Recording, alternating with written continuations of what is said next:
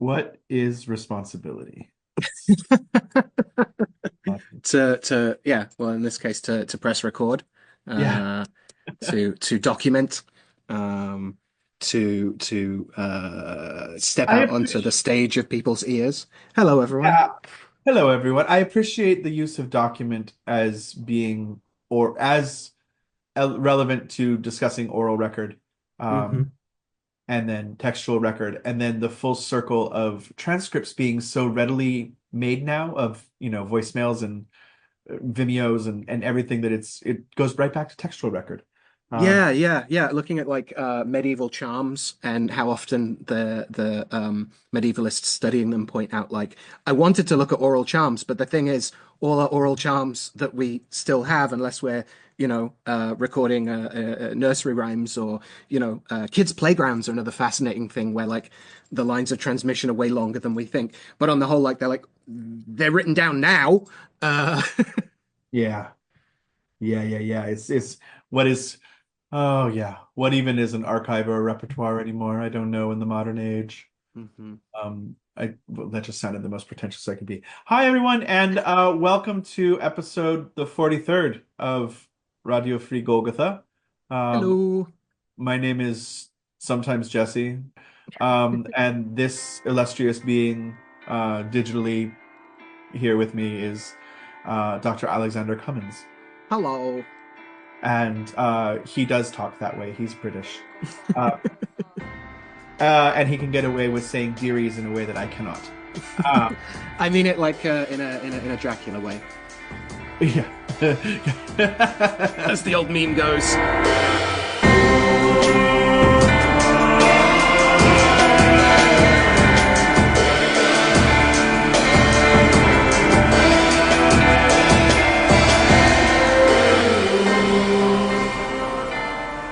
So thank you so much for joining us. Hi, episode 43, first of the new year of this calendar of 2025. Hello, gosh, January. It is upon us. Um, Yes, the fat whore of January has sat upon me. I was watching a little history show about the 12 Days of Christmas and how, specifically the Tudor celebrations of it, and how, yes, hooray, yes, all Epiphany celebrations. But just this idea of like, starting on Christmas and then having a 12-day period of like different celebration and mumming and eating and some some holy veneration as well, and some periods of reflection and things. But like, yeah, like that period of eating cheese and not knowing what day it is has some long roots in the Anglosphere at least. And Yeah, now we're out of that and we're fully into no, this is the time to get back into the fields. We don't quite have Plough Monday yet. but we are Being Saint Distaff Day. right. As you may have learned, we don't record on the days of the feast themselves. So, selling a mystery short or building a mystery after Sarah McLachlan, I'm not sure. It is Saint Distaff Day today, which in the grand tradition of Britishisms is not a saint. But it is the day that women were to return to spinning. Call Habitrot who she is. And Plough Monday is next Monday. Yeah. In tradition that men return to the fields. What did men do between St. Distaff Day? Did they just sit around and fart? Like, Sometimes, yeah. I mean, you've got like women's Christmas and stuff as well. So again, there is a little bit of, as we're going to talk about, a little bit of misrule, a little bit of upending usual social and political mores. So there were, at least yeah, in Ireland, some traditions of men looking after these women who might be going back to work early. yeah. It's the period of misrule is quite interesting here with the proposal in my head still that the closest we get to the unlucky days in the calendrical realignments is the days of the in between, right? Of Christmas to Yeah. New Year's, specifically in the Western. Uh, what is this? Not banal. I can't remember words. Not sacred, profane. Profane sounds wrong. In the normal everyday life of people who live in a 9 to 5 work environment in Western society. Mm. But also exactly what you're saying of the 12 days, ending on Epiphany or Old Christmas, and then going right into the periods of misrule, even more like Christmas comes and then misrule keeps going. And Three Kings Day as a start of carnival season in many areas. To kind of we're starting. This is people who have different festivals from now until Lent, to kind of prune, wake up the land, figure out shit before um, things dawn. So, in the spirit of figuring out shit, welcome to the Feast of the Ass. It is Um, indeed. Sometimes also overlapped with the feast of the flight into Egypt. yes. Um, so we are, yes, we're here to celebrate the Feast of Dat Ass. We're also gonna be examining some of the misrule traditions around there, some of the bringing a donkey into church stuff. And this is the kind of question of like, is the saint here the Blessed Saint Mary riding on that? Is it Jesus Yes. also riding on a donkey sometimes? Is it the donkey itself? Yes. Excited to explore that. Saints of this particular feast. Our All demon, asses are welcome. yes, yes, yes, yes, indeed. Our demon is Bifrons. Our herb is the apple. Our mineral is sulphur, the brimmest of stones. Our beast is the hare. Our figure is Caput Draconis. Design or Tonali is Kali. Style of magic is calendrical divinations. Tarot is not an arcana this time. We are broaching into the space between the majors and the minors by talking about aces, and specifically the ace of coins or the ace of pentacles or the ace of discs, depending on how you like to spin that. And our dead magician is one Samuel Liddell McGregor Mathers. Yes. It was interesting in considering him of, is he exciting? He is, I think. I think that's fair. I think we have to again be able to look at the fact that we've got a lot of different takes on him.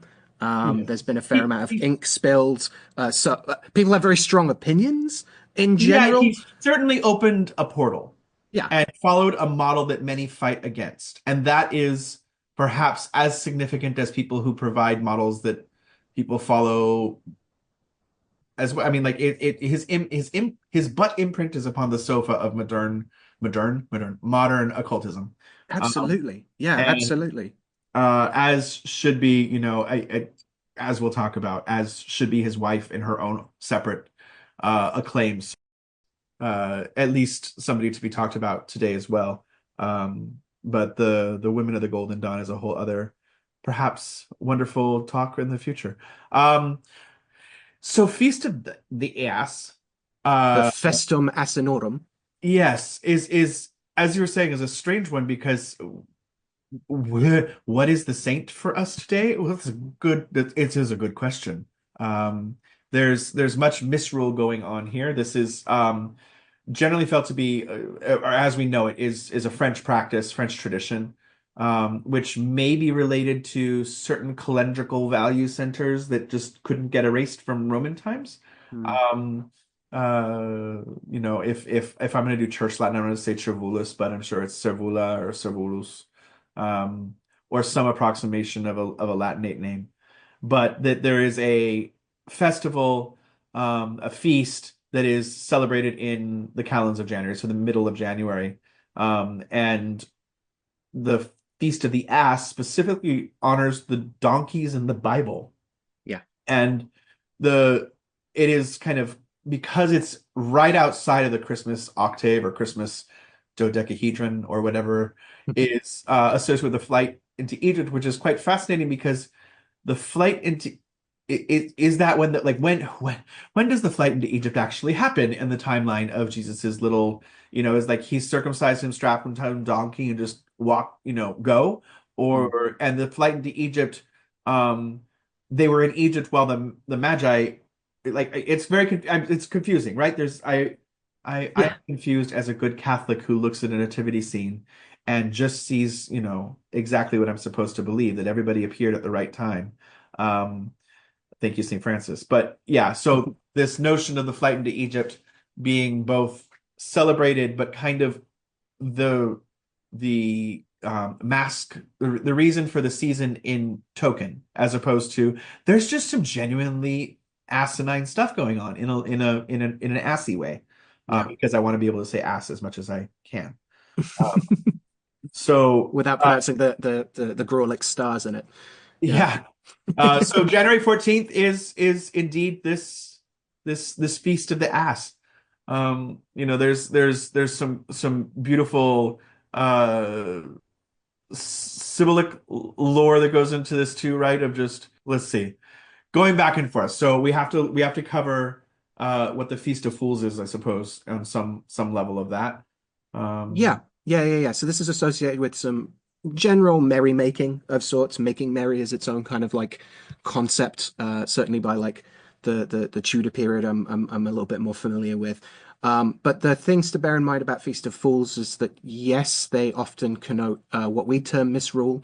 They also highlight a bunch of. They're not just necessarily, I mean, in some cases, and if we read the church records later in the 15th century that try and ban it, they're not just about like sheer anarchy. They're about in some forms, a satire, in some forms, a catharsis of courtly orders, ecclesiastical order. Worth pointing out that fool is used sometimes as a synonym for humble. And this was like not uncommon in like the 11th century. But it also comes to mean like jester or clown. And so for instance, like the Lord of Misrule was often appointed as a courtier, was someone who was actually important. And they were not the fool. The Lord of Misrule had a fool that would do things. And so we have this sense of, yes, of making merry, yes, of telling ribald jokes, singing dirty songs, feasting, eating, drinking, drunkenness. But we also have a sense of upending or parodying both higher and lower level ecclesiastical ritual and rites, where higher or inferior clergymen and people attending church would kind of have their orders subverted. We talked a little bit in previous episodes about like boy bishops. That was something a little yeah. bit associated with this. But we also definitely have this sense of like not doing what we do regularly in church. And that's one of the places that this idea of bringing a donkey in comes, at least from that angle of things, that this was a bit more of a spectacle. This was something that people celebrated and enjoyed. It does seem that if we're going to try and find earlier instances, we have the Feast of the Ass observed in the 11th century. And if we're looking for precedents, there is this idea of a procession of prophets that come in that people would like dress as particular prophets, especially from the Old Testament. And that amongst all of these prophets, Moses, etc., one of the most popular was Balaam, because Balaam's story is all about how he rides on his ass, his donkey, and that this is so popular that they would bring in either an actual donkey or a wooden donkey, that he kind of gets his own spin-off procession plays and church dramas. Yeah. Balaam's donkey is also significant because he's one of the few animals in the Bible that speaks, other than the serpent in the garden. And so Balaam, in brief, is a soothsayer who's called on by the king of the Moabites, Balak, to travel to Moab and to deal with the Israelites who've invaded. And his donkey speaks to him as he makes the journey. And when an angel appears, the animal actually refuses to move. And also pertinently, it's only the donkey that can initially see the angel as well. So this idea that like listening to our animals, listening to our steeds, listening to those beneath us has a kind of element here. Also worth pointing out that some of these versions of the procession of prophets is also specifically about bolstering supersessionism, this Christian idea that like we're going to use the Old Testament, but we're not Jewish, and we think they did fine until the Messiah turned up, and now clearly we understand all of this scripture better. Often they would have in these 6th century rites, at least, they would have a preacher impersonating Hebrew prophets so that they could work in an argument from their various biased readings of Torah to establish the divinity of Christ. So we have that going on, but we also have this sense that we're honoring the humility of the animal. This is different to animals in church, like the Feast of St. Francis of Assisi, where animals are brought in to be blessed in various places around the world. This is not so much a blessing over the donkey as much as a blessing of, or even maybe from the donkey, Yeah. because A, Balaam's donkey sees the angel before Balaam does. Uh, B, a donkey is what leads the Holy Family in the flight into Egypt, and this is the way it's often celebrated from the 11th century. That we've got this precedent of bringing donkeys in. We like that. Let's find a more religious use for it. So a girl, often with a child on a donkey, is led through the town to the church, and the donkey would be like stood beside the altar during the sermon. We also, of course, have the donkey that Christ rides in on, right? Yeah. Palm Sunday. And so this general sense that like this animal that has had a past of being regarded as not just humble but unclean in some cases. There's some stuff about not eating them. Is now like reframed as, yea, the lowliest of you can still be holy, right? Which is both about which is read both as like a sense of Christian charity, that we should look to the poor, while also saying the poor are also subject to the church.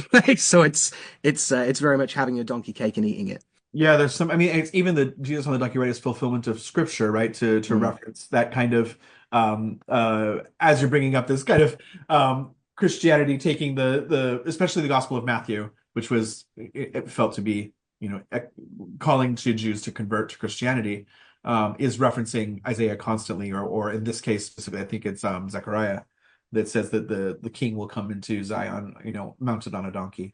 I am fascinated by like my specialty of knowledge, I'm very familiar with Iberia and secondarily probably the British Isles. France escapes me, and I'm still like, what is it about France that makes donkeys? Where is this? Uh, is there some, because we call it Epona, right? But this horse goddess Yeah. figure and sovereignty of the land that seems to be in kind of equine form. Is the donkey an extension of that? Is there? I loved this. Fool's Festival things obviously I have a big soft spot for because of Jetchi and Fool's Mass, and there's just the lore of buffoonery, especially towards political, like the whole idea of commentary through or a commentary that is inherently political, such as the Feast of Fools, Yeah. is keeps me very excited. I again, even referencing this kind of co-opting Jewish scripture for Christian advantage and then Christian authority over Mm. Jewish scripture, even within like the Erythraean Sibyl, right? Like that there's this lore comes in so heavily, the Sibylline lore in Christianity, apart from like the Catalonian hymns where on the 23rd of December they start singing like the prophecies of the Sibyls that predict Jesus is coming. And Yeah. like that part I'm very familiar with, but this idea of the Erythraean Sibyl being a harbinger, which is but it's probably the wrong word, a herald of Christ's birth,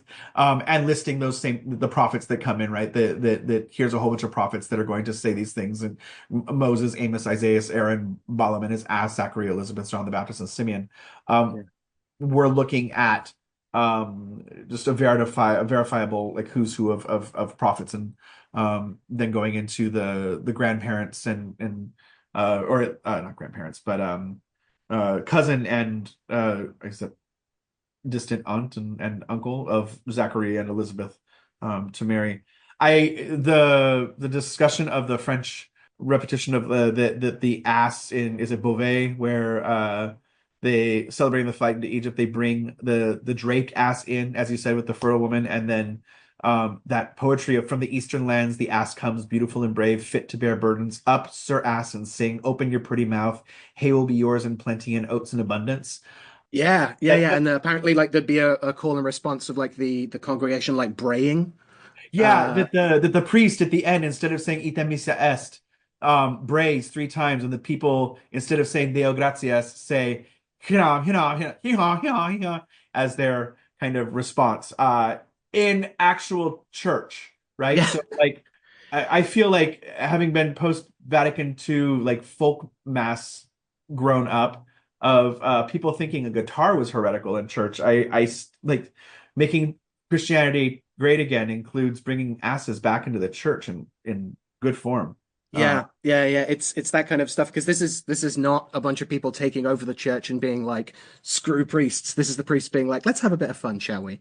Yeah. Is it the medieval equivalent of the youth pastor sitting backwards in a chair and saying, let's just rap about this cool carpenter I know? Yeah. Certainly with the braying, like, and things like that, you can see why the Feast of Fools was like officially forbidden by the Council of Basel in like 1431, and then again in the 15th century. So clearly it didn't stick. Yeah, and trying to phase that stuff out or to make it a bit more, a bit less obviously something that conservatives could get upset about. Even in the larger sense of this, of like, I went down the rabbit hole of like, okay, Feast of Fools, how much can we actually talk about? And surprisingly, everybody references, well, it's not a surprise that people are referencing the same sources over and over. It is a surprise that there are not that very many sources on Feast of Fools. Hmm. It is admittedly by academic standards really under-researched Yeah. by comparison. And again, maybe it's just, people don't like the French. I don't know. Maybe people were too busy living it to write about it. Oh, It's a oh, mood, sure. man. You had to be there. You had Yeah. to be there. It's the asses we sat on along the way. Yeah. Yeah, that, and I found that there were quite a number of people researching Feast of Fools on the academic level that all had last names of demons. That's that's its own thing. I think This goes all the way to the bottom. Belith was in there, Bale was in there, like Bayel. I was like, what the? Okay, we're going full, Anyway, It's so amazing. yeah, I think there's something too here, with like the flight into Egypt, right? Okay, of a dream divination Mm, is also interesting to be brought up here as far as like actionable things of you need to leave Bethlehem. It is not safe mm. for Jojo specifically, right? And we know that Herod is going to do the massive slaughter, but my head has a hard time wrapping around the timeline of we celebrate the slaughter of the innocents per our last episode Mm. it in late December, and this is the 14th of January, and I just get very confused. So um I will admit that it is but through the grace of Christ's death and resurrection on the cross that time travel is possible. And Mm. I think the kind of invoking I mean this in a positive way, the Gemma-ness of it all, right? Of like, we're collecting folklore from a whole bunch of different areas and not everybody agrees on the same timeline. Um, Right. and the important thing is that it's being practiced, heralded, and celebrated as something of value for the local people. And specifically, like at some point, falling out of practice. And that's always interesting too for me of if we're talking about, 11th, 12th, 13th century kind of, we have documentation of these things. When do these things start to be cycled out is another consideration. And certainly by the early modern period, there's less of it, it seems to be. Um, just more remnants and evolves into kind of like perhaps like the boy bishop thing that we talked about last time. But Mm. I don't know. There's some interesting things here. Feast of Egypt too, or Feast of Egypt. Wow, the flight into Egypt always has me tangentially because in my head, when I used to hear about specifically the Feast of Fools and the Mass of the Ass, the massive ass was almost this kind of like pseudo, like an Ouroboros type of like woodcut of the priest wearing a donkey head. Um, Yeah. for mass and this kind of weird thing, and it reminded me of what is the source that when the Greek gods were in hiding from the Titans that they donned animal forms and fled to Egypt, and Huh. kind of ties the mythologies. It creates a Greek inheritance of Egyptian myth then, which we Right. know is a big thing of like philosophy being originated, South Mediterranean and then being modified and claimed in the north in the other side of the pond, as it were, the small pond. All your gods are belong to us. Yeah, exactly. Of like these, all gods are kind of an ecumenical council without pulling the monistic fullness of through a cultural supreme lens that always happens. Of Mm. like it's universal because my gods are the ones we're talking about. Hmm. Not necessarily it's universal because of common value centers and blah blah blah. Anyway, Right. Right. Right. Right. Right. Right. um, The church and state are inseparable. yeah, more Karen Armstrong, take a shot. Um, so yeah, I guess I mean there's not. I don't think there's much more to exhaust. It's nothing. There's fun stuff that we can find, and like we'll certainly post charms and things like that and share those things to relevantly interested parties as we go along. But yeah, Feast of the Ass is just it's exciting to me of like what a weird day. Yeah, yeah. It's we haven't done it yet. I hope to do an episode on the chair of St. Peter. Oh Um yeah, yeah, or yeah, like yeah.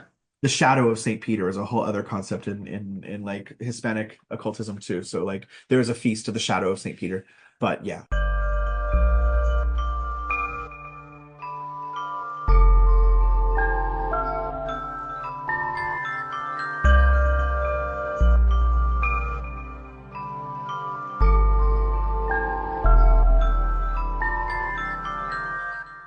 Yeah. Okay, so from like the idea of both a the heads of the church to the heads in the pews, the bottom up interest in having donkeys in church, to the kind of two-facedness of Feast of Fools that's both a little anarchic but also a catharsis for a stopgap so that we can do more authority and maybe even authoritarianism. This two-headedness, this two-facedness, does this bring us to our demon? Absolutely. Yes, I think it does. Yes, he said rhetorically. So our demon of the episode is Oh, you didn't want my Bifrons. opinion. Okay. Yeah, so Bifrons, uh, Bifrus, or Bifrovs, Bifrons. which all seem to be rereadings of an N that can turn into a U on the end there. You also even see Bisrons sometimes, which seems a modern misreading of the early modern F-shaped Yeah. S. So like an overcorrection. Yeah, yeah, Um, yeah, yeah. yeah. So again, a spirit that turns up fairly early in our spirit lists that will come to be called goetic. They are present in the Livre des Frites. Again, French shout outs there, but don't have an identified rank. By the Lesser Key of Solomon, they're the 46th spirit and they're an earl at that point. I don't know where that exactly creeps in. But we have a heavy reliance on Vea's Pseudo-Monarchia Demonorum. Um, it looks like the Latin of that is translated fairly directly by Reginald Scott and present in his spirit list in the Discovery of Witchcraft. We have pretty much the same office.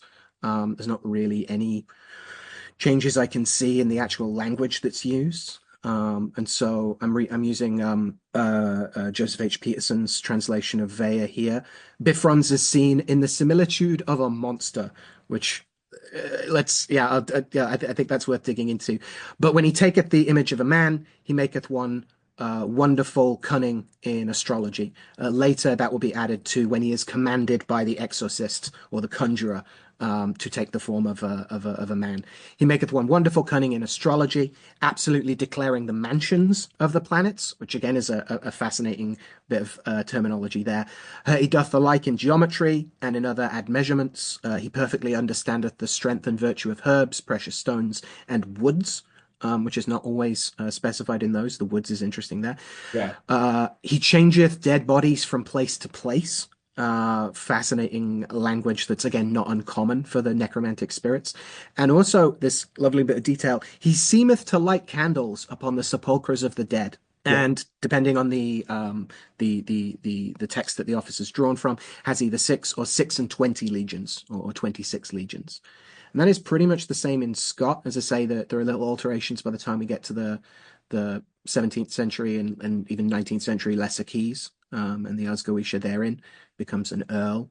But the thing I think we can make the most out of here is this idea of like, what does it mean to be in the similitude of a monster, right? Uh-huh. So we can do some like etymological digging, right? Monstre crops up in the early 14th century and refers to a malformed animal or human, a creature afflicted with a birth defect, and that's often associated with various auguries of like the world is out of whack, nature has been made wrong, and is making itself wrong. This itself is from the Old French, monstre or mostre, a monster or a monstrosity, which we get from the 12th century. And they're all from the Latin monstrum, which is often translated as a divine omen, especially a misfortunate one. More generally, a portent or a sign and there you get an awful lot of stuff around monstrous warning. When I was doing my PhD at big school, I had a bunch of friends who were doing classics, and it was like a standard joke that like you had to like do your kowtowing to like any project on Greek monsters had to start off with this thing about like what does it mean for it to be a warning. But so we also get the idea of an abnormal shape. Figuratively, it's very early on also used to refer to a repulsive character. So like what you do, not just what you look like. An object of dread, an awful deed, an abomination. These are all linked to monere, to remind or to bring back to one's recollection, to tell of, as well as to admonish, advise, warn, instruct, and teach. Some folks like to take that all the way back to the Proto-Indo-European of monier, to make, think of, to remind, to mind, to remind, and again that root of men, to think, right, mentality, etc. Monstrare is also to point out, to show. So again, monstrum, this divine omen, or wonder, or terrible wonder, that which imbues terror. And so this idea of like, oh, they can be, a malformed animal, yes, can be one, with two heads. It can be one that's,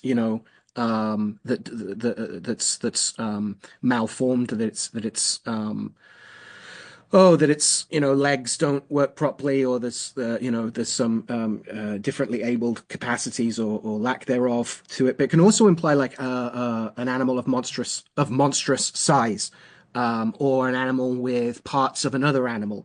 And so here we're into like some wider senses of what we mean by the way that the spirits called goetic look like in general. That we could squint and say that they're any of them turning up. What does Charles like to say? With the body of a lion and the head of another lion, but you could totally tell it was another lion, right? All of these weird and wonderful chimeras are kind of monsters in that sense. And so the fact that it's not specified is fascinating to me. Does this mean that like Bifrons has an even wider array of things that they can appear as? Again, like I think, not to make a true occult Scotsman fallacy, but like I think most people that have conjured goetic spirits are aware that like they don't have to turn up like they say they do in the book. That there's something else going on there, and we've talked before about like the emblematics of it. That there's a Oh, there's again I'm not fond of the word, but there's a symbolism there. There's like totemic stuff. There's a sense of the emblems or the alchemical innuendo of saying that they have a certain head or a certain number of heads even. And Agrippa gets into that sometimes, saying that like three-headed ones have a particularly wide purview, that there's like something we can decipher from these things, as well as saying crucially like this is how you would make an image of it and how you would distinguish it from an image for another spirit, that I've talked about before in regards to the instructions in Brian's wonderful translations of the Necromancy in the Medici Library. So yeah, this is also part of like the basis of like we can do a little bit of like onomastics here, like Bifrons, right? Yeah. It is a title or an epithet of Janus in the sense that he's Two-Face, right? And Jake mentions this in Pandemonium, saying that, like, yes, this is a Latin title of Janus, but this doesn't necessarily prove that there's an association between the two. And that's worth pointing out, that these are all titles and epithets. And just because one spirit is also likes to be called, let's put it like that, like the Mighty One, doesn't mean it's the same as a god that's called the Mighty One as well, right? There's a sense here of using the language that they're going to turn up for, or that they're useful for. Overall, Jake also makes the point that there's a scarcity of sources, both for this spirit and the two previous in the list, Vine, and for Carlo. And he says that this means that the line of transmission from Vea is even more important for preserving details of these spirits who are kind of a little bit unknown elsewhere. There is one tiny other point that Scott quotes when he's talking about like the things people summon these spirits for outside of the list of offices and purviews themselves, where he makes mention that like people say that Bifrons can make them live long, interestingly. So yeah, a necromantic spirit, one that seemeth to light candles on sepulchres, so like a very specific actual graveyard kind of quality here. Yeah. The specification of the woods, whether that means like I'd have to have a look at the Latin again, but I don't know if that's woods as in the material from dead trees or forests. But that being specified along with herbs and precious stones is really interesting. And yeah, just this unusual name, this particularly unusual and more like vague similitude or shape. And again, this idea that like however monstrous they turn up, one of the things that's important is to entreat or command or conjure them into a shape that at least has a human mouth so it can speak human words. And again, I think we've touched on this before about like when outward form is said to in some way inform inward character and the actual encounter. This is not just about producing eye candy or for the conjurer, turn up in a fair and comely form. It's also about if you look more like we can have a reasonable conversation, it increases the likelihood that we can have a reasonable conversation. And so Yeah. that seems especially present here.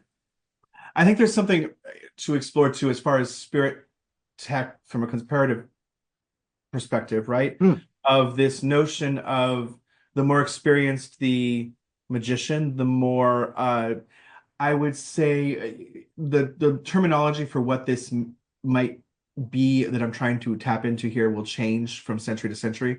It might have used to have been. Wow, that is like the thing you can never translate in language, right? Uh, the piousness or devoutness or even just strength of character, we might say in modern parlance, of someone who can have the wherewithal to withstand the terrible vision of spirit entry into this, crawling through the portal that is made for them, and to this belief in many systems, especially speaking specifically in spirit traditions in Brazil, whether Umbanda, Kimbanda, various forms of Macumba, that the idea that the more advanced a medium, that a harsh spirit will not appear harsh in the body of an experienced medium. That if mm, someone has fortified their body and the body and their spirits know how the limits and boundaries of what is acceptable, that another spirit can express itself that may have been snarling and frothing at the mouth when it mounts someone else, then mounts itself and can speak in someone that is experienced. yeah. So this kind of shamanic invocation of the spirit that allows for the spirit to indwell in a person. And we can discuss the subtleties between channeling, possession, all those different forms as talked about another time. But I think there's something interesting in that perhaps the perception of the person is also playing a little bit in like this is what is expected to be seen. This is what Mm, you have conjured in your head as associated with the spirit based on the woodcuts or mm, descriptions already there, as well as where you are emotionally, spiritually, contextually, what dead are in the land where you are, what, mm, again, that onyx equinox reference, one of the things that we're talking about with the last speakeasy that I just that anime around the Aztec mythology or Mesoamerican mythology is that the gods possess people who have just died in that cartoon. So they have mm, a good few minutes at most, maybe before the body just collapses again and it mm, turns to dust. And I like this. We know that in so many traditions, what the terroir of spirit invocation is that it invoking a spirit in one location will be different when you invoke it in another. mm, And consistency is through familiarity, repetition, and that wonderful thing we crave of foundation and firmness, right? Firmeza, of giving a body to something through familiarity, through practice. And the same that we would do with any relationship, love that grows between people is given identity and shape through familiarity, through co-creating that with someone. And we mm, see the hard points of when someone has created a different version of their love for someone that is mm, mutually agreed upon. And mm, that creates a conflict that I think there's something parallel to that in the way that we look into spirits. I think it's interesting to bring that up, of course, with Bifrons of two vantages here, right? mm. Quoting Priscilla, Queen of the Desert, right? There's two things I don't like about you, Felicia, your face. Uh, uh, and you should shut both of them up, or I'm paraphrasing now. Let's quote. Yeah. Um, but I think there's something really also just in my own notes too, because I checked that. It is specifically viris herbarium lapidum pretiorum et lignorum intelligit. So it is woods, Mm. um, which is nice to know. Thank you, Esoteric Archives, for always having the Latin there. Oh Um, gosh, yeah, thank you, Joe. You're amazing. um, and again, these shorter things like Vina, as you said, is even shorter. Mm. The entries of these spirits aren't very long, and again, that compares to other modern extant spirit traditions where like people are like, oh, I've been told that this spirit is near me. Do you know anything about them? Like, nope, no, there's nothing much on that spirit. Like, what are you gonna do? You have to work with the spirit for it to create the lore. You had Um, to be there, man. Yeah. yeah, yeah, had to, yeah. This is a vibe check. So there's also this small association to speak of too with the Bifrons or Bifrons being said to be one of the masks of Exu Dos Cabeças. Hmm. Uh, and Exu Dos Cabeças is already a strange Eshu because the popular statue shows a male and a female head on one body. Mm. And so Eshu of the two heads. Um, so is it an Eshu? Is it a Pombagira? Is it kind of somewhere straddling both? It's already a different identity than many other Eshus that we would consider talking about. There is anything that has this kind of two imports, kind of people layer their personal interpretation of Duas Cabeças onto things. So you do get the kind of, oh, these are biblical prophets that are kind of sharing a body here, or is it male and female split, and therefore Mm. a projection into commentary on gender orientation for some people, or kind of the divine androgen of, am I saying that right? Androgynous figure of alchemy, right? Right, the rebus, yeah. Yeah, the rebus, exactly. So that all comes into play with, I'm sure, influence into creating a statue, which we know that specifically statues in Brazilian macumba, in Umbanda, Kimbanda, different forms of spiritism, Gachimbo, the statues are often referencing artwork as inspiration. So you get, an odalisque becomes Alteza, a pinup girl, from the 50s on a coffin becomes the, Bombagira of the Souls. There's just, or the kind of Art Nouveau woman with in the dress with her hands over her head that is from a silent movie, quickly becomes Salome, Mm. or that referencing pop cultural things gets it informs, just as we just had that conversation with the boys on Southern Bramble, right? Of to not dismiss popular entertainment as influencing spirituality. In Yeah. fact, it's creating canon constantly in the same way that the bad books are and the good books. The historiola of it all is, I can't hear you. So I think also with Exu Dos Cabeças, I just like the that side of like the song, right? That Eshu has two heads that he shows to the children of faith. One is Satan of the Inferno, the other is Jesus of Nazareth. And I love the spectrum of that, of like, nothing gets my goat going more than those records from the 60s and 70s, usually out of Rio de Janeiro. Tata Agustin de Satanas, the Satan is there, of like women in full choral splendor, perhaps a little sped up on the record, but singing to this, to the city of Satan and hail the light that dawns in the east. And it's all very Luciferian, Christian, Bogomilian hybrid spiritist fantasy. And this notion of an entity that is both Jesus and Satan is speaks to my little, tantric would-be heart. And very importantly too, that I suggested this demon because of its ascription to Janus, because I think that side of it is that we do get caught up in, like, when we don't know a lot about a demon, especially, or anything, the etymology becomes what we can latch on to, right? Yeah. And people keep parroting this thing of it's an epithet of Janus. Yeah, it's an epithet of anything with two heads in Latin. Right. It's not an unusual name for something. Anything that has two heads is going to be Bifrons. It's not, and Janus also as a concept to talk about, yes, the relationship maybe was it Coulsons and Etruscan deities that are there, but Janus being as the god of openings and or endings and beginnings is invoked in all things alongside Jupiter of being one of the most important gods in enacting ritual, maybe not in worship, but in enacting and starting things. Janus is by nature invoked. Yeah. Its relationship to the door, the relationship to Jana, to Diana, all these things of going, there's a lot there. And I think we can see a direct correlation between the survival of some pagan deities into demonic form.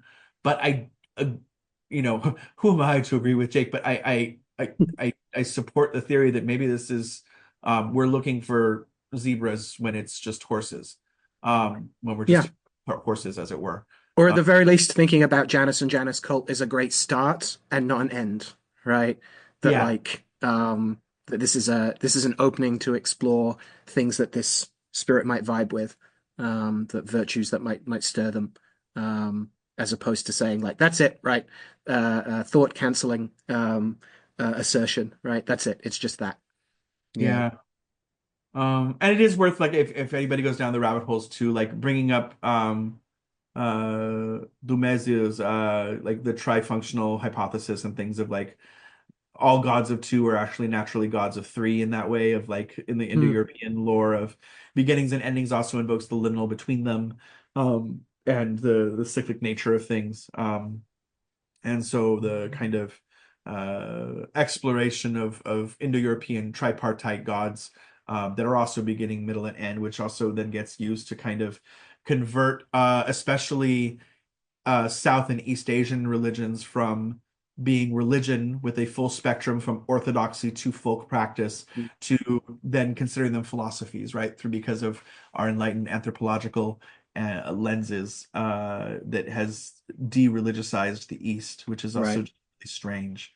Mm, Uh, but yeah, Janus and it's hard for me not to associate all of that in the end now, which is the container that we built, right? Of Bifrons now has a beef mm. there, that is there that wasn't there before. Of just perhaps not as creepy baby as the Sunna from the mid 1800s, right? That kind of strange glowing turnip head.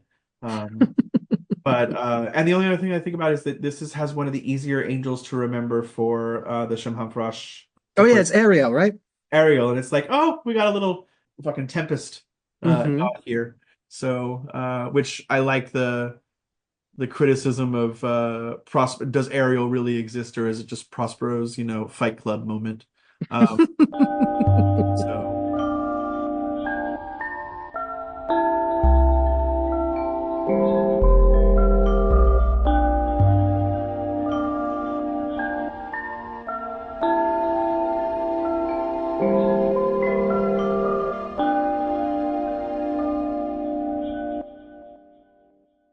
okay, Neat. so easy demon, Hmm. lovely.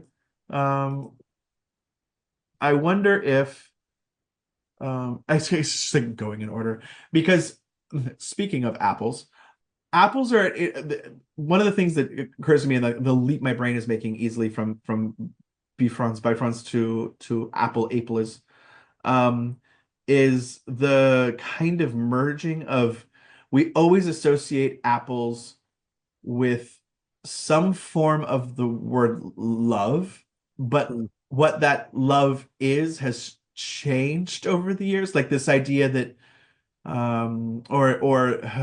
what once was lust is now love, or what once was love is now lust. Mm, And the inclusion of those things of apple as sexual, as lust, and its conflation within the another etymology right here, and its similarity to the Latin word for evil or bad, hmm. becomes its use of it becomes the fruit of Eden, popularly, and then people love to pull that, well, actually, it was probably a quince or a pomegranate, and you Hmm. want to say it's a myth. Um, Mm. it can be whatever it needs to be in that moment. Yeah, and there's a particular way that yeah, actually yeah, just as Bifrons turns up as a monster and can therefore be like any of these kind of apparitions. So like there's a long tradition of apple, like the Old English apple, or even the Proto-Indo-European apple, um, could refer to the actual apple, but also any kind of fruit, or even fruit in general, a generic term for fruit as well. That the apples of something are another word for its fruit. Similarly, pomerium, orchard in the Latin, has been used from at least like the 10th century to apply to a garden that wasn't confined to any fruit tree, let alone an apple tree. And so this idea that apple can be metonym of any and all fruits of the earth kind of, Exactly. yeah, undoes that sense of like, well, which specifically was it? Yeah, We're yeah, yeah. feeling we're feeling the kind of like mountain ash in northern lore or oak in Hmm. Central Europe of like this is the quintessential fruit. You Yeah, know, the apple of Sodom is not necessarily an apple. yeah. Um, an Adam's apple is still not an apple. Hmm. But yeah, I think Apple. I also know that you have a very specific history of specializing in this fruit during around Valentine's Day. Hmm. Um, it is the fruit of your loom during such times.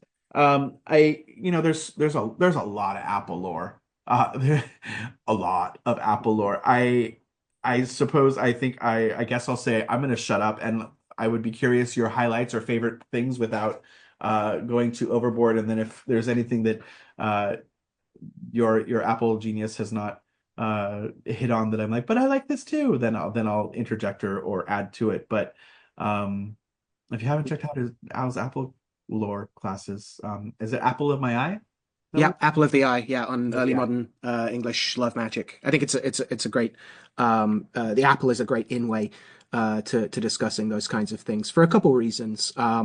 There's a lot of stuff specifically about love. There's a lot of romantic and also lusty dimensions of apples. There is it's the an emblem of Venus, which is present in a bunch of magical images of Venus from the early modern onwards. There's the story of Atalanta, which is very popular literarily. Lots of poets write about it, which is in essence about a lady that can run very fast and it's a take on this tradition of throwing apples, which even Plato mentions, the idea of throwing apples at someone that you fancy. And specifically with Atalanta, it's that she will marry or love anyone that can beat her in a foot race, Yeah. and the apple is used to cheat by throwing it at her so that she stumbles. So we have this sense of like literally falling in love, the fall part of that. Not the only fall that the apple's linked to, obviously. We also have the fall of empires with the Judgment of Paris, and the Apple of Discord is a term that we find used, if not coined, from what like the oh gosh, 14th century onwards. But certainly the Judgment of Paris, the idea of the Calliste's golden apple, so beloved by the Discordians, is a big deal, right? He chooses Aphrodite's love over either Hera's political seniority or Athena's wisdom. And so this idea that love magic can also both in terms of like following your heart can set you against the proper political order, as well as like it can literally destabilize lineages, right? Sowing your wild oats that lust uncontained can also ruin individual lives as well as those of a state. Um, there are other specifics. There's a long literary tradition. I was reading in a book on the art history of fruit and their emblems of a long literary tradition of comparing women's breasts to apples, which we also get right the way back to the Greek and melon and melons still turns up. By the early modern I'm more familiar with, you get all sorts of other terms. An apple squire is an old term for, quote, a kept gallant or a page who waited on loose women, a male servant of a sex worker, which is also sometimes translated as pimp as well. And Johnson and Littlewhite and Qualis employ Apple John as a pun on Apple Squire or Pimp. And Apple John is actually a specific kind of apple. And this is the other thing to bear in mind. There are so many different kinds of apples. They have their origin probably around a movement from what's now Kazakhstan, like 10,000 odd years ago, with the migrating tribes at the end of the last ice age. And by, oh gosh, Joan Morgan and Alison Richards, The New Book of Apples, they clock somewhere between 20,000 different varieties of apple. And so they're uh, probably, where we go from here, that they're very widespread. They do all sorts of different things. That's probably the easiest way to start, despite this general sense of their love, both in terms of ennobling and in also like carnality. That my concentration is obviously more on like English material, and so worth pointing out that they're one of they probably turn up with the Romans, or at least are more widely popularized. By that point, Pliny can already list like 22 different varieties of apple. They're the commonest fruit-bearing tree to be mentioned in Old English sources. They're also particularly useful for articulations of terroir. The apple tree is by far the commonest fruit tree to be recorded in early place names and charters in Old English. There's a appellation. It's not the same root as the term, but I liked it anyway. You also have them turning up. You also have them cropping up importantly in mythic places as well. I was, only like a couple. I was, however many years old previously when I discovered that apple, also avel or affle, and the Cornish avalon apple tree is thought to be evidenced in the name of the Isle of Avalon. It is the mythic Isle of Apple Trees, where the body of King Arthur's carried after his infamous death. And this kind of helps establish this long history of it being considered the noblest tree of all, the tree of immortality or of eternal youth. And there's plenty more like Celtic scholarship on that kind of thing, along with like the hazel, the col, and the oak, obviously. Apples amongst the most common remedies in the Old English medicine, healing magic, and mythology stuff.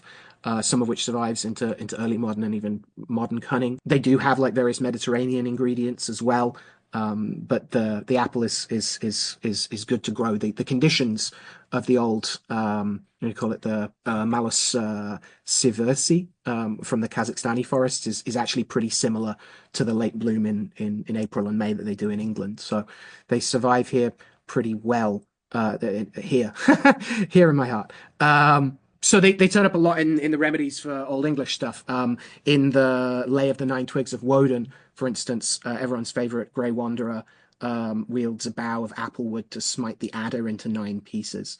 There did apple and venom bring it about that she never would turn into the house, which again, for a rather different relationship between apples and snakes than one that we'll get later in Christian contexts. By the time we get to the 16th century, you get Thomas Cogan in his Haven of Health in 1584 saying, of all fruits, apple is the most used amongst us in England, and specifically describes like how many different cultivars. Howbeit there is great difference in apples, as in form, so in taste.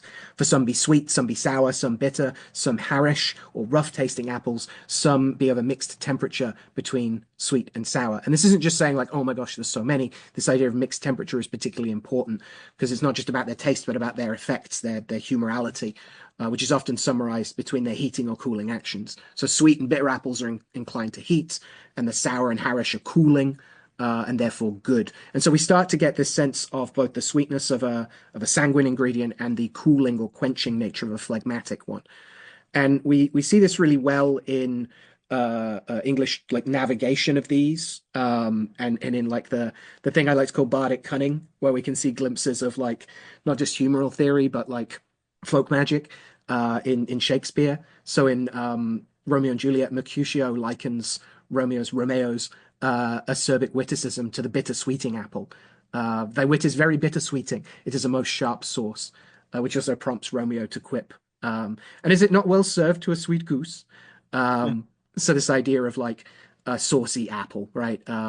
And bitter sweetings were also often mixed with crab apples to make old-fashioned cider, what we call cider, hard cider, the rough-tasting stuff. So this idea of like some of them heat you up, or get you quipping with a sharp tongue. Again, this idea of like gustative literalism, right? It tastes sharp. It will bring sharp words out of your mouth as well. And then you also get like the cooling ones, like the pommer water, which is often referred to as a fine, juicy apple. Mhm. And there's a wonderful part in Love's Labour's Lost where old Bill Shakey's calls it a jewel in the ear of Kalo, the sky, the welkin, the heaven. And like this took me down a rabbit hole about like the use of welkin, which is a now archaic word for the vault of heaven. It's linked to via like Middle English welkin or Vulcan or Vulcan to mean weather, as well as like heaven and the sky. And itself comes from Vulcan, cloud, or Proto-Germanic Vulkna, which is still present in Dutch and German words for clouds. And so this idea of like it being rooted in the Proto-Indo-European for wet. So he's not just saying it's of the sky, he's saying it's of the wet English skies or the wet Northern European skies. Um, and in that, in Love's Labour's Lost, Holofernes goes on to show how this apple's life cycle also links it. It's another world tree that links it between the heavenly and the terrestrial, because it's a jewel of the sky, but anon it falleth like a crab apple, onto the face of terror, the soil, the land, the earth. And again, say like other early modern botanical writers point out that the pond water's excellent, good, and whitish apple, full of sap or moisture, somewhat pleasant, sharp, but a little bitter withal. It will not last long. The winter's frosts call it to rotten, causing it to rot and perish. And so this idea of like bad apples is also a very long-standing concept. Because of this variety in the way that like some apples heat and some apples cool, um, it's generally said that they are good for, as John Archer puts it in Every Man His Doctor, they strengthen the heart, exhilarate the mind, and are very beneficial to those which are troubled with melancholy. It produceth mirth. That's the phrase that's often used. And so with mirth can be like gentleness and like making merry, as well as the more raucous kinds of making merry.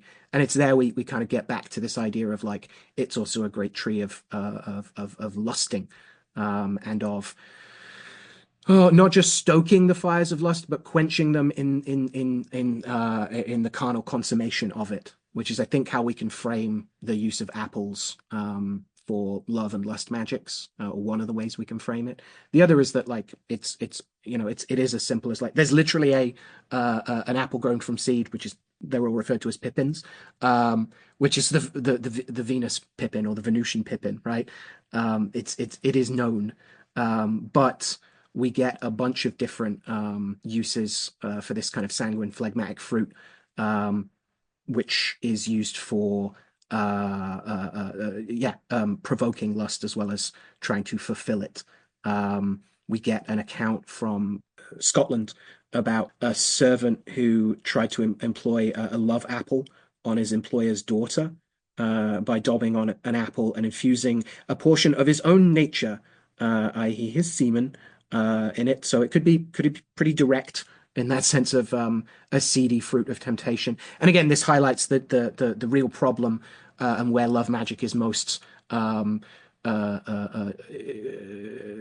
where authority is the most terrified of love magic's potential to disrupt social order. It may cause women to leave their husbands and run off with apprentices, and we definitely can't have that happening. The most varied, I would say, examples of love and lust magics with apples comes from the working book of London cunning man Arthur Gauntlet. Uncle Arthur has, by my count, I think 18 different lust workings with apples, and many of these have a sense of absolutely riffing on the idea of like the Edenic fruit of temptation and the fall. One of them, write in an apple before it fall from the tree these three words, Lucifer, Satanas, Rusal, and the conjuration is to all the demons who tempted Adam and Eve in paradise. Right? It's literally that. This is not the only thing. There's a lot of writing on apples with different bloods of animals or with the point of a knife to then touch someone with the apple or to make the target or victim of your affections eat the apple. I came across an interesting thing around this idea of working specifically with freshly picked apples. Sometimes often he says that you have to write on the apple before it even falls from the tree. And this idea of like branch to table fruit is actually something that's considered like unhealthy by an awful lot of early modern standards of physics. Kogan notes in his Haven of Health that he actually says you should like store apples for a while before you eat them, that they're unwholesome in the regiment of health immediately if they be eaten raw or before they be fully ripe or soon after they are gathered. And crucially, it makes ill and corrupt blood. So here we have this idea that like corrupting the corruption of freshly picked and conjured apples might well be read not only in this like medicinal sense as unhealthy, but in a moral one, prompting like licentious behavior. And this is like I don't think this is overreading into it because Kogan literally says like, oh, you shouldn't eat apples just after picking them, but people totally do. He says unruly people through wanton appetite will not refrain from them. So like this idea of like the forbidden fruit, whether in a neighbor's garden, we have a word for stealing apples. It's so common, right? Scrumping, right? You don't get that with other fruit generally. But all of this comes, the associations are not always explicitly erotic, and they're often employed to make other sympathetic connections, right? The very phrase "apple of one's eye" is an Old English term for one who is most cherished. And even we're talking about ass-headedness, right? In Midsummer Night's Dream, in Oberon's administering of the aphrodisiacal love in idleness, right, which is the basis of the love potion in there that causes so much, hilarious farce. He produces it as an eye drop, right? And there's this like similitude and sympathy struck by the very conjuration in his actions when he talks about this flower of purple dye hit with Cupid's archery sink in the apple of his eye, right? Like that's where it's being administered. That's what you want it to be doing. Even when you're not using apples in love magic, you are still conjuring apples in love magic. And this even makes me think of like images of Venus holding a comb and an apple are also said to be used magically to procure mirth. So the image of an apple can do the things that an actual apple can as well. There's so much more I could say, but it's also worth pointing out that as well as the apple becoming the fruit taken by Adam in the garden, across art history, it's also we also get images of Christ holding apples, which are also to symbolize salvation from sin and particularly original sin as well. So I could get into so much more stuff, but yeah, I wassailing and things like that. But this, yeah, it keeps giving. The apple tree keeps giving. It keeps offering more interesting fruit for our delectation and for understanding like passion and the quenching of it. So wassailing. Worth That's put- what it was. I was muted. I was agreeing with you, being like, that was really lovely. Thank you so much. Sorry. No. Oh, that's great. Okay, good. Awkward pause. Yeah, there's a lot there, right? I really physicians of mid-fight to gauntlet to everything. There's so much there. I think of right that because I can't invoke apple lore without thinking of lemon lore as far as love and especially that kind of like pairing that happens within Iberian and the kind of Latin American inheritance of both fruits, and they can sometimes be used interchangeably for obviously for love. Specifically with the bittersweetness of lemon, like we've talked about many times. That lemon is not just for cleansing, it is symbolic of love itself, the everyday like highs and lows of love. Yeah. That The sweet and the sour, the crunchy and the smooth, the highs as and the lows. opposed to just pure on apple, which is sexy times, which is of the rose family, which grows in the mountains and has to have harsh wind, like all these things that go with it. I think of apples were introduced all over Latin America, Mexico. Northern New Mexico has a huge mountain, like a whole mountain range that's littered, I don't know, scrumped with apples from Spain in the 1700s, 17th century, so 1600s. It's there's a lot of lore around it, and yet it's not like a main cash crop in Mexico because many families in the altitudes where they grow, they just have their apple trees and eat them and use them, except at Christmas where the lore is so strong for apples. Probably because from anything from just wassailing in other cultures and those kind of lovely Christmas smells that we associate, but certainly the star and apples being always symbolic of the guiding light of Bethlehem, right? The star. That if you cut an apple the correct way, meaning or the correct way to find the star as opposed to horizontal, yeah. yeah, to find a vagitus of little core with very toxic seeds in it. Yeah. There's it manzana in Spanish or masa in Portuguese. So manzana comes from a particularly Iberian pronunciation of apple, but it's also means city block specifically in Spanish. So there's this Hmm. block in Barcelona where it's called the La Manzana de la Discordia. So in Spanish, so it's not in Catalan, but this literally means both apple of discord and city block of discord. And it's a modern name because Hmm. it has four interpretations of modern architecture from four prominent designers. So it's really clashing architecture on the street. But the I puns are great, right? So all day long, I like this idea of Hmm. this, and it also plunges into the lore around the Apple of Discord and Callisti and the idea of the kind of Eris starting off the Trojan War through throwing this apple in to trick the goddesses into infighting in a Yeah. specific And I do era. think this use of inscribing apples, whether with like names of demons or just like words that were thought to provoke love, has some like it that's a known myth at that time, right? That you Yes. inscribe an apple and people go crazy. Yeah. So the famosissima or Callistius, which then of course for me brings up the tangential lovely lore of the sacred cow, or CHAO of Discordianism. Hmm. So I mean that's tangential, but I can't not think of it. So Discordianism of like what's the quote of like if I had known this shit had worked, I would have invoked Aphrodite. Because you're folking, sure. Focusing on Eris and Discord as like the principles of how the world works.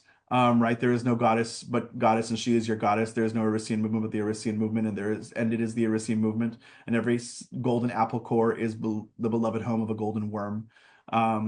That the sacred cow is a yin yang with the pentagon on one side and the Callisti golden apple on the other.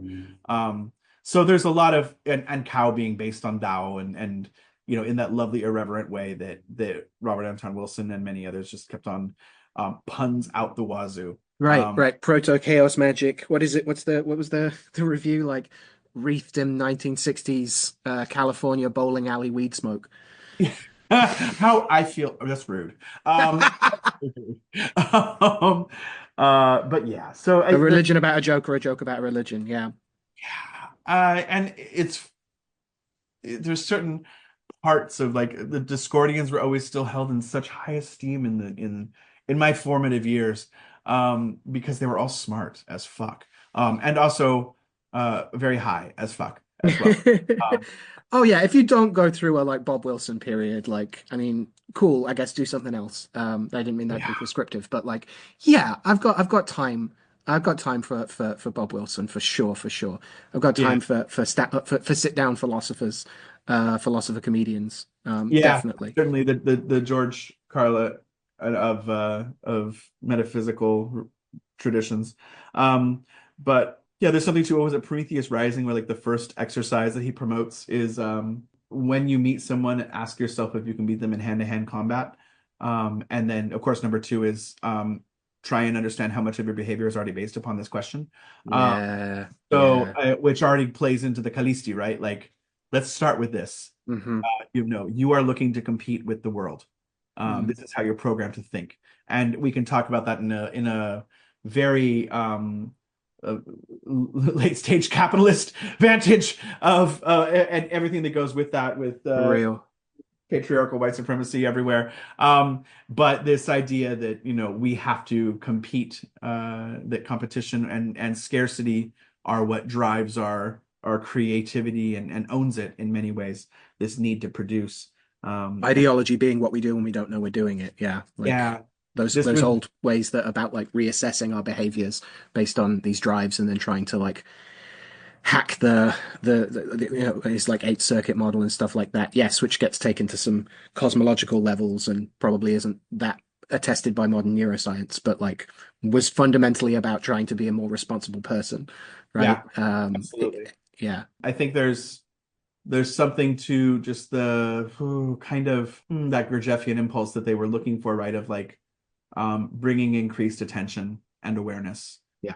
that an informed choice was better than an uninformed choice, and is an uninformed choice even a choice, such as ideology, um, to be swept away in the wave of it all, of the Callistiness. Yeah. But yeah, and then another tangential side to apples was just literally the Apple logo. The lore around it is fascinating, and supposedly they originally put the bite in just to differentiate it from a cherry. Hmm. And there's tons of lore past that, as why does it have there, including like, oh, it's a play on like BYTE, it's a bite of things, or that it's for Alan Turing somehow. Oh, who supposedly poisoned himself with an apple. Yeah. The apple of Which is, knowledge. Yeah. I was like, that's real. That's real hard.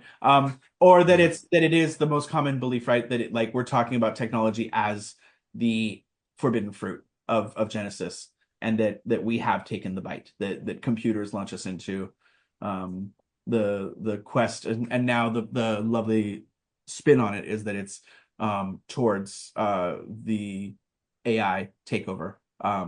And the death of mankind. Uh, That bite. That's what that little bite in that one logo means. uh, So in that Callisti Discordian manner, like, let's promote a little bit of the weird ass chaos around that for a second. Why not? totally. Yeah, there's some beautiful stuff. I know that there's right, you have the Leiden papyrus working with the stuff that this notion that all these kind of inscribed fruits and charmed fruits, apple is such a fruit of enchantment that it can't be separated, as you've just talked about. Yeah. Uh, that we see the poison apple of Snow White right away. That there's something to this, just take a bite. Even to the notion of an apple a day keeps the doctor away. Of, okay, yeah, pectin is good. Is it really that, like, where? Oh um, yeah, yeah. Like it's a staple, right? It's where people are getting their vitamin C, and the fresh fruit for a very very long time across Europe provides a safe source of drink, the moderate levels of alcohol in like um, what what we call in these American Isles hard cider. It actually keeps much of the bacteria that could cause serious illness at bay, same as like small ale and things like that. It's absolutely like a necessary part of diet and nutrition for huge parts of the populations for a very I've very long also time.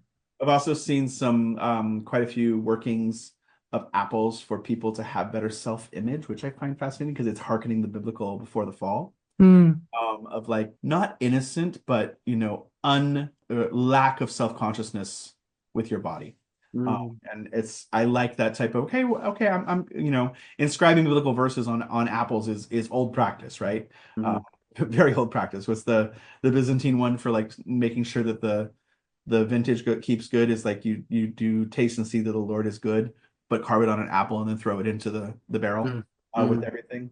And I also England has a lot of folklore around the different bogies that are in apple tree orchards specifically. mhm, It was just really fun to kind of go down that rabbit hole of, is it Goggy and Lazy Lawrence and a whole bunch of others, that is just like mhm. these named little imps that are specific to apple tree orchards. And I can't, also apples, just because of seeing Sergeant Howie's little slobbering mouth in Wicker Man, of like on an island known for its apples, it brings us things like the Wicker Man, and Mhm.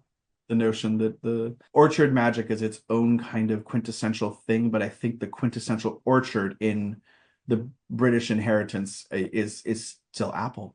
Which, Yeah. Wassailing is used for pear trees.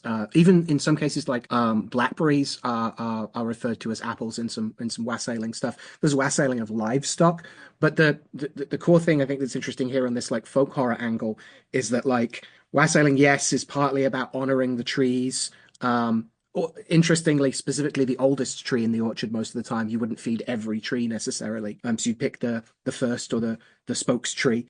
Yes, it's about replenishing them with their own fruits, with their you're feeding them back their own blood.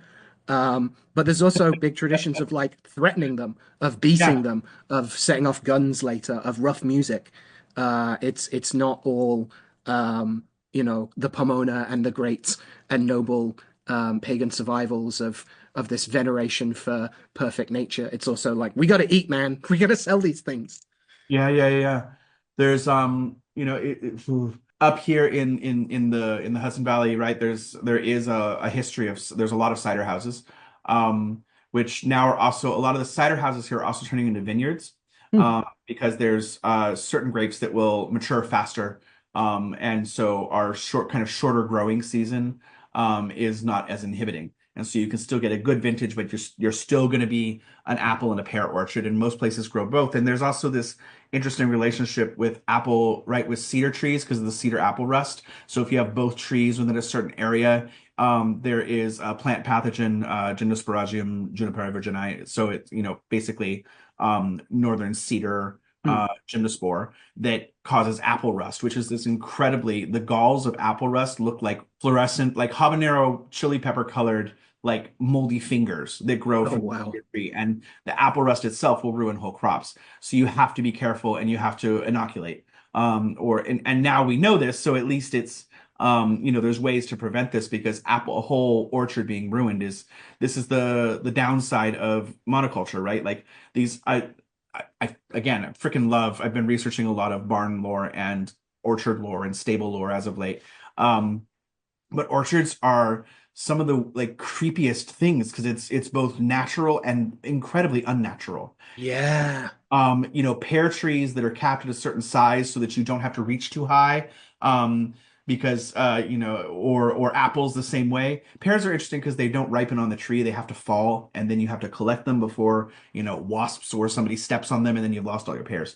But apples, there's also the notion of like we have this big cultural myth of Johnny Appleseed in America, Yeah. who is a real figure, but it's not the Disney cartoon that we promote, right? So Johnny Appleseed was a nursery man, like in Pioneer era, and we talk about him promoting apples, but he was really selling cider apples because apples don't grow true from seed. Apples mutate very heavily, so Yes. apple Yes. can produce dozens and dozens of different types of trees from it. So a good fruit apple, we are talking about human cultivated grafting on roses, probably originally over Yeah. many years. The, And so yeah, you're this absolutely fascinated me, and I only learned like the full extent of this recently, that like this mutation and ancestry, this like cultivation and accident thing, that like a seed from a Granny Smith apple has no guarantee to grow into the same into a tree that will give you the same Granny Smith apple.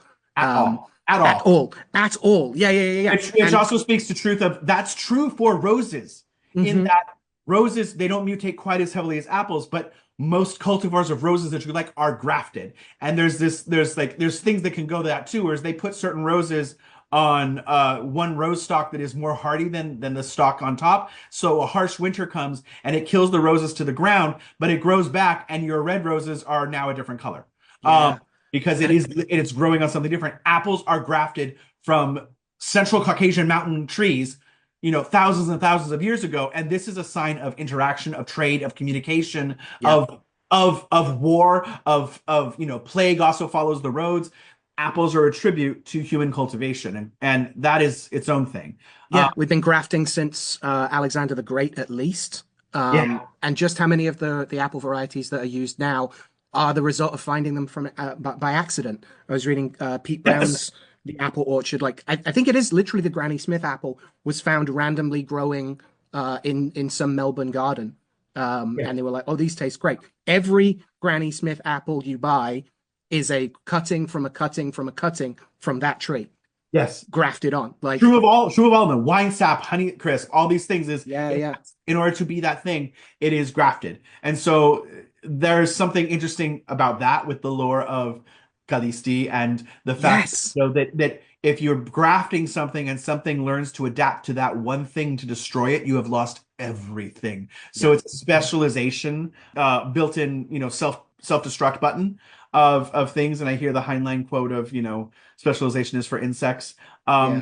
But like this notion of again Johnny Appleseed promoting apple growth is he was a cider bitch. Like he those were crab apples. You can Yeah. make cider out of any apple, and some are better than others, but you can still make cider. And cider is its own thing because cider if most Americans are not familiar with actual hard cider, they are familiar with like some of the cultivars made here are very, very sweet, right? But when you go into dry ciders, we're talking about the fact that it's prized because it has an aftertaste of blue cheese or Yeah. bacon Mm. or sulfur or things like this. That like that means that it's going to get you drunk, and it speaks to like the ties into the witchcraft trials in Spain that you have like the inhabitants of Asturias and Basque Country being accused that they were going to be more prone to witchcraft because they drank so much cider, which Mm. was the fruit of the fall. And Hmm. so this link to cider culture and you will fall into temptation and, go off with the witches to the mountains and commit horrible sins and conjure storms. Yeah. So apples and witches, long association. But yeah, some good shit. Apples is just is quite there's a lot of lore, right? We got apples and honey, Rosh Hashanah, and yeah, Yeah, the sweetness of the coming year. Yeah. Yeah, yeah. yeah, yeah. They just keep giving. Yeah. It's also a really terrible incense smell. Try and duplicate it, but that's, anyway. They resist our efforts to tame them. Yeah.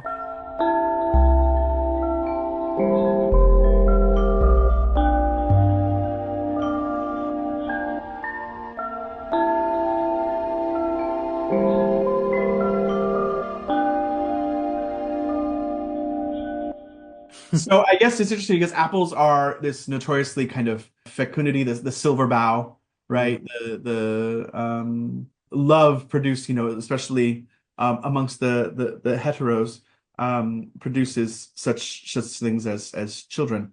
Mm. Even though the apple mutates and is not true to its children, let's say it does not believe in inheritance. Hmm. But other than chaos, which ties it all back to the sacred cow. Wow.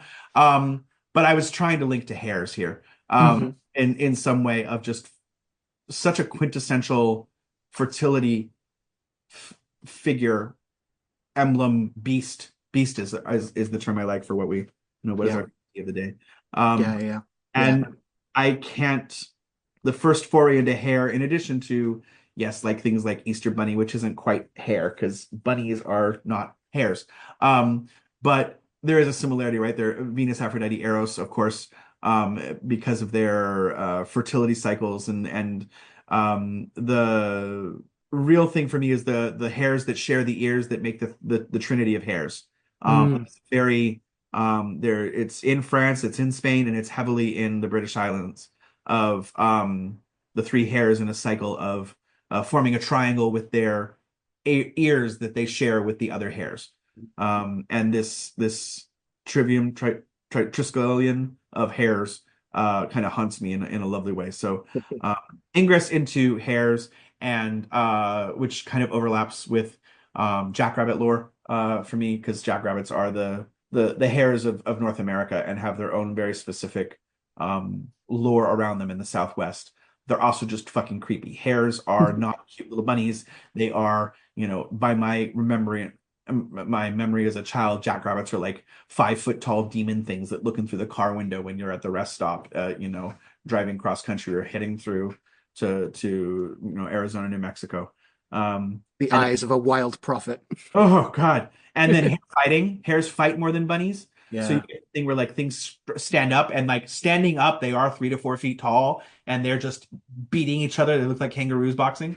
Um, Mm. and hares make more noise than rabbits. Rabbits Mm. generally only make small noises except if they scream and Watership Down is happening. But I think of again Wicker Man of like a rabbit, and it's like that's a March hare. Um, Mhm. and the notion of that. So I imagine that you have, uh, even on a light research wind, quite a bit of English hair lore.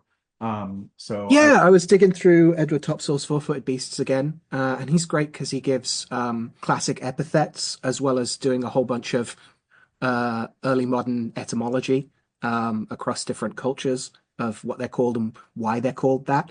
Again, I can't guarantee the veracity of some of this stuff, but it is what people believed, right? Um, you get yeah, you get all sorts of stuff. So like their epithets, he lists as eared, trusting their feet, fearful, careful, fruitful, flying, raging, unhorned, little, crafty, tender, sharp-smelling, swift, whining, and wandering, besides others. He gets a little more specific in, yeah, his various like etymological takes, where he says that the Hebrew word is always in the feminine gender, and he finds an origin for this idea that they're not just fecund, but they're all female, or at least that the males bring forth young as well, or that they're hermaphroditic. To again have a little Bifrons callback there. Also that they are like the apple. The Grecians, he says, give it lagus or lagos or lagius because of its immoderate lust. That the lepus of Latin signifies swiftness of feet, and also that it's not heard where it goeth. Where are the other ones? Oh, he has a lovely one about like Lagos being broken down to la and us, betokening elevation and signifying an ear, because she pricketh up one of her ears when she runneth. In terms of their like their nature and their like complexion and temperature, they're considered a very phlegmatic animal. Their blood is thin and therefore watery, like the blood of all fearful beasts. As such, you can use the blood taken warm out of the body to amendeth sunburning, freckles, pimples, and many other faults in skin and face, cooling the overly hot again. Eating of a hare's head will still the trembling of the nerves and the loss of motion and sense in the members. They have a link because of this phlegmatism to wind and weather as well. For in the winter, they make their forms in the sunshine because they cannot abide frost and cold because they're already like a cold, wet animal.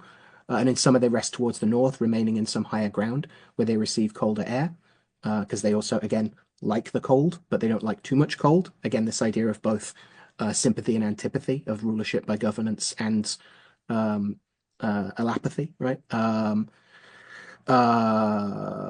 What's the other stuff about? Oh yeah, the use of hares against rain. It's said that they will suck from their partners a certain humor and anoint their bodies all over therewith, and so are defended in the time of rain. So they have this like resistance to cold things as well. Along with that kind of stuff, they also, and again, this idea of like phlegmatism gets talked about. I've ranted about this before as like sloth and of being fearful, but it also has this quality of anxiety, of like the inner fears that activate us, and maybe to the point of hair in the headlights. But they're also very, very much linked to alertness, keen eyesight and hearing, and even this idea that they don't ever fully sleep, that they're very exceedingly given to sleep because they never wink perfectly. There's supposedly a Grecian common proverb, a sleeping hare, which is for a dissembling or a counterfeiting person, because the hare seeth when she sleepeth. For this is an admirable and rare work of nature, that all the residue of her bodily parts take their rest, but the eye standeth continually sentinel. Right? And precisely because it has no defense but to run away, it is a subtle animal and can even appear to change her form. She even scrapeth out her footsteps when she leapeth into her form, so that she may deceive her hunters. So like a premier animal of escape. She also keepeth not her young ones together in one litter, but layeth them a furlong one from the other, so that she may not lose all of them together. So this idea of not putting your eggs in one basket. There's other more specific uses for their parts. A waistcoat made of hare's skin will straighten the bodies of the young and old. Again, there's other uses for their skin and other parts to cool things. Again, in this strange, like, antipathy, the eating of hares is said to procureth sleep sometimes, because it doesn't sleep. Topsel also says that in ancient times the Britons were forbidden from eating hares, like as the Jews by the law of Moses. Plutarch inquireth the reason why, and says that they did not eat their flesh because they abstained from hares because of their colour, ears, and eyes were like asses. So a link back to our Feast of the Donkey as well. Yeah. The goldsmiths use their feet or legs instead of brushes or brooms to take the dust off their plate, which I found fun. It's a very fine hair, so yes, it's like used in the inner linings of things for luxury and for comfort. And again, plenty of uses of the various ingredients like the ankle bone from a live hare, and hairs from her belly, to make a thread and bind the said bone to him that hath the colic, and it shall ease him.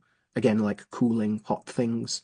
Um, the said bone also beaten to powder is reckoned among the chief remedies against the stone, against like kidney stone, used for aiding a hard labor, to produce a speedy delivery, and yeah, a bunch of things around, yeah, this like alertness, being tied to the cycles of nature, specifically around like the winds and the weathers, being watchful, being kind of unsleeping, as well as being a pest sometimes as well. All sorts of records of them, yeah, producing like rabbits, and potentially eating all the crops that things like eagles or foxes can't keep up with.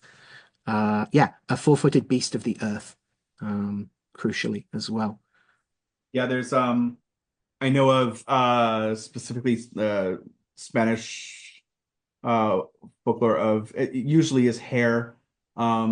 You I've seen it with other things, but to rub it's specifically the heart and the eyes over Mm, a bell that has been blessed and bury that near the garden to somehow keep it keeps a watch over the garden, which is yeah, interesting to use the animal that is one of the enemies of the garden there. Um, but also a watchful one. Yeah. yeah, exactly. One that doesn't rest. And so Mm, to merge it to the bell here, right? We get the lore of like Aesop's fables, right, of the tortoise and the hare. And specifically the hare as like quintessential is she like associated with the Fae. And like don't fucking harm hares. You could kill all the rabbits you want. You do not touch hares. right. And that hares belong to the gentry and the folk of the land specifically, and are their watchdogs in a way. Wow. The ever watchful eyes, Yeah. the watchers themselves. There's that quintessential escape thing. Like we get a lot of that with rabbit of like rabbit's foot, but there's a lot of discussion about how rabbit's foot is probably originally hare's foot. Um, Mm, and they're so similar. I mean, we're not talking like it's a pica foot or something, and they're still closely related to them too. yeah. Um, Merch, right? Merchen, it's Scottish for hair, so you get Merchland, Merchland, and a whole bunch of other derivative localities all based in that. Um, Yeah, yeah, the overlap of like March hare being like when they produce, but also potentially from that. the story. Yeah, yeah. And the general sense of an animal that's like a little crazy. Yeah. Um, You yeah. obviously have like the records of Isabel Gaudi when we're talking about the fact that they can change their form a little bit. I will go in the form of a hare, right? Yeah. And sorrow and Mickle Care. Hmm. Yeah, there's also the right there because of the association with the Fae, there's also the turning of that where people eventually go from seeing it as a blessing to hair as a bad omen. Like you see that in Brittany, I think, specifically. If a hare crosses your path when you're going out to fish, for instance, you don't go. It Yeah, was believed that it would invite disaster. And the for instance, if you were see a hare while you are churning butter, you need to stop because it's a wizard out trying to steal your butter. The famous butter thieves of everyday magic. Um, yeah. And all the how things we've been accused of, Al. I can't believe we've never been accused of stealing butter. Um, I know, and all the times I've threatened to sour people's milk. Yeah. and I know that Brittany also has extensive lore around like hares being a haunting animal. Mm, So evidence of something that has rewilded, a castle that has fallen into disrepair, a church that has fallen into disrepair, disuse. A church is usually deconsecrated by that time, so it is no longer a church, but the building is a ruined church all the same. mm, But that sightings of hares and those things are evidence of spirit infestation. Um, right. and what is it, the hare foot specifically more than just rabbit foot is any pains of the head, right, go away, Mm, like especially toothache, which is yeah, putting a hare's tooth to your toothache. Yeah. yeah, so Does interesting. eat There's it away. I think also there's some witch lore too around people like giving birth to hares or Ah, or rabbits maybe, but Oh we yeah, well you've got like Mary Taft, right? The original rabbit out of a hat is yes, not out of a hat. It's yes, it's a lady birthing them on it's out of a stage. different hat. Yes. Um, yeah, and then the three hairs motif I talked about is just like that idea that every hair has two ears, but there are only three ears depicted for three animals. Yeah. Is a really the art of that is quite prevalent across the um, I think from like Silk Road. So you see it from China all the way to Western Europe. Right. Lending an ear in this like perpetual cycle. Yeah, yeah. Running, running round. Hmm. Hmm.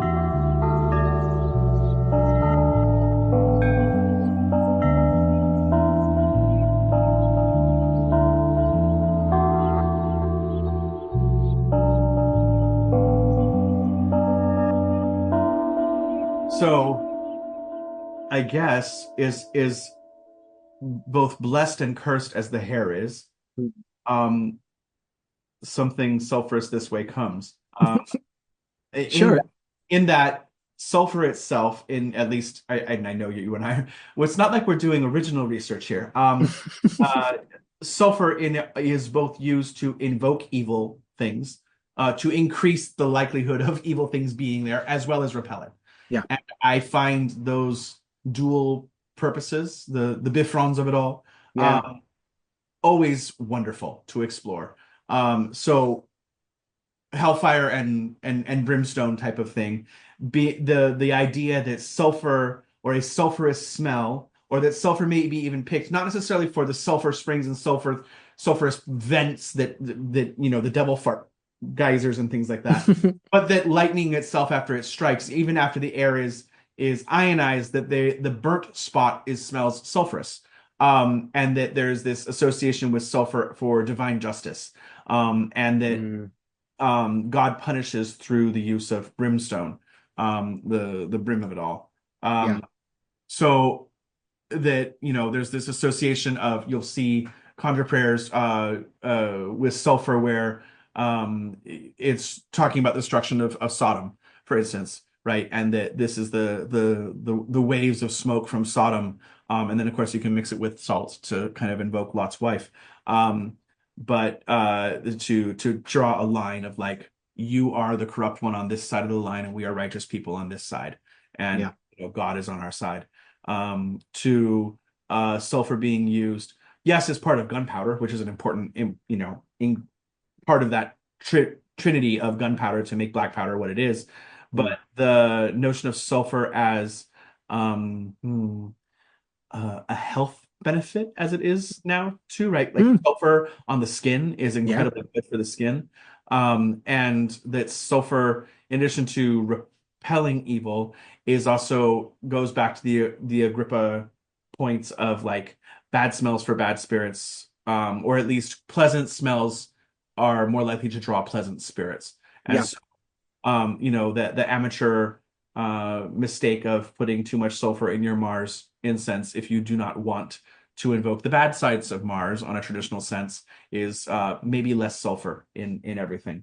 Um, Yeah. Yeah. This is the exact um fundamental split I think we've talked about before about summoning bad spirits with bad smells, and the split between that as an angle and the idea of vexing any spirit that is a means of control. You don't like this smell, do you? And this meets in exorcism and dispossession. Absolutely.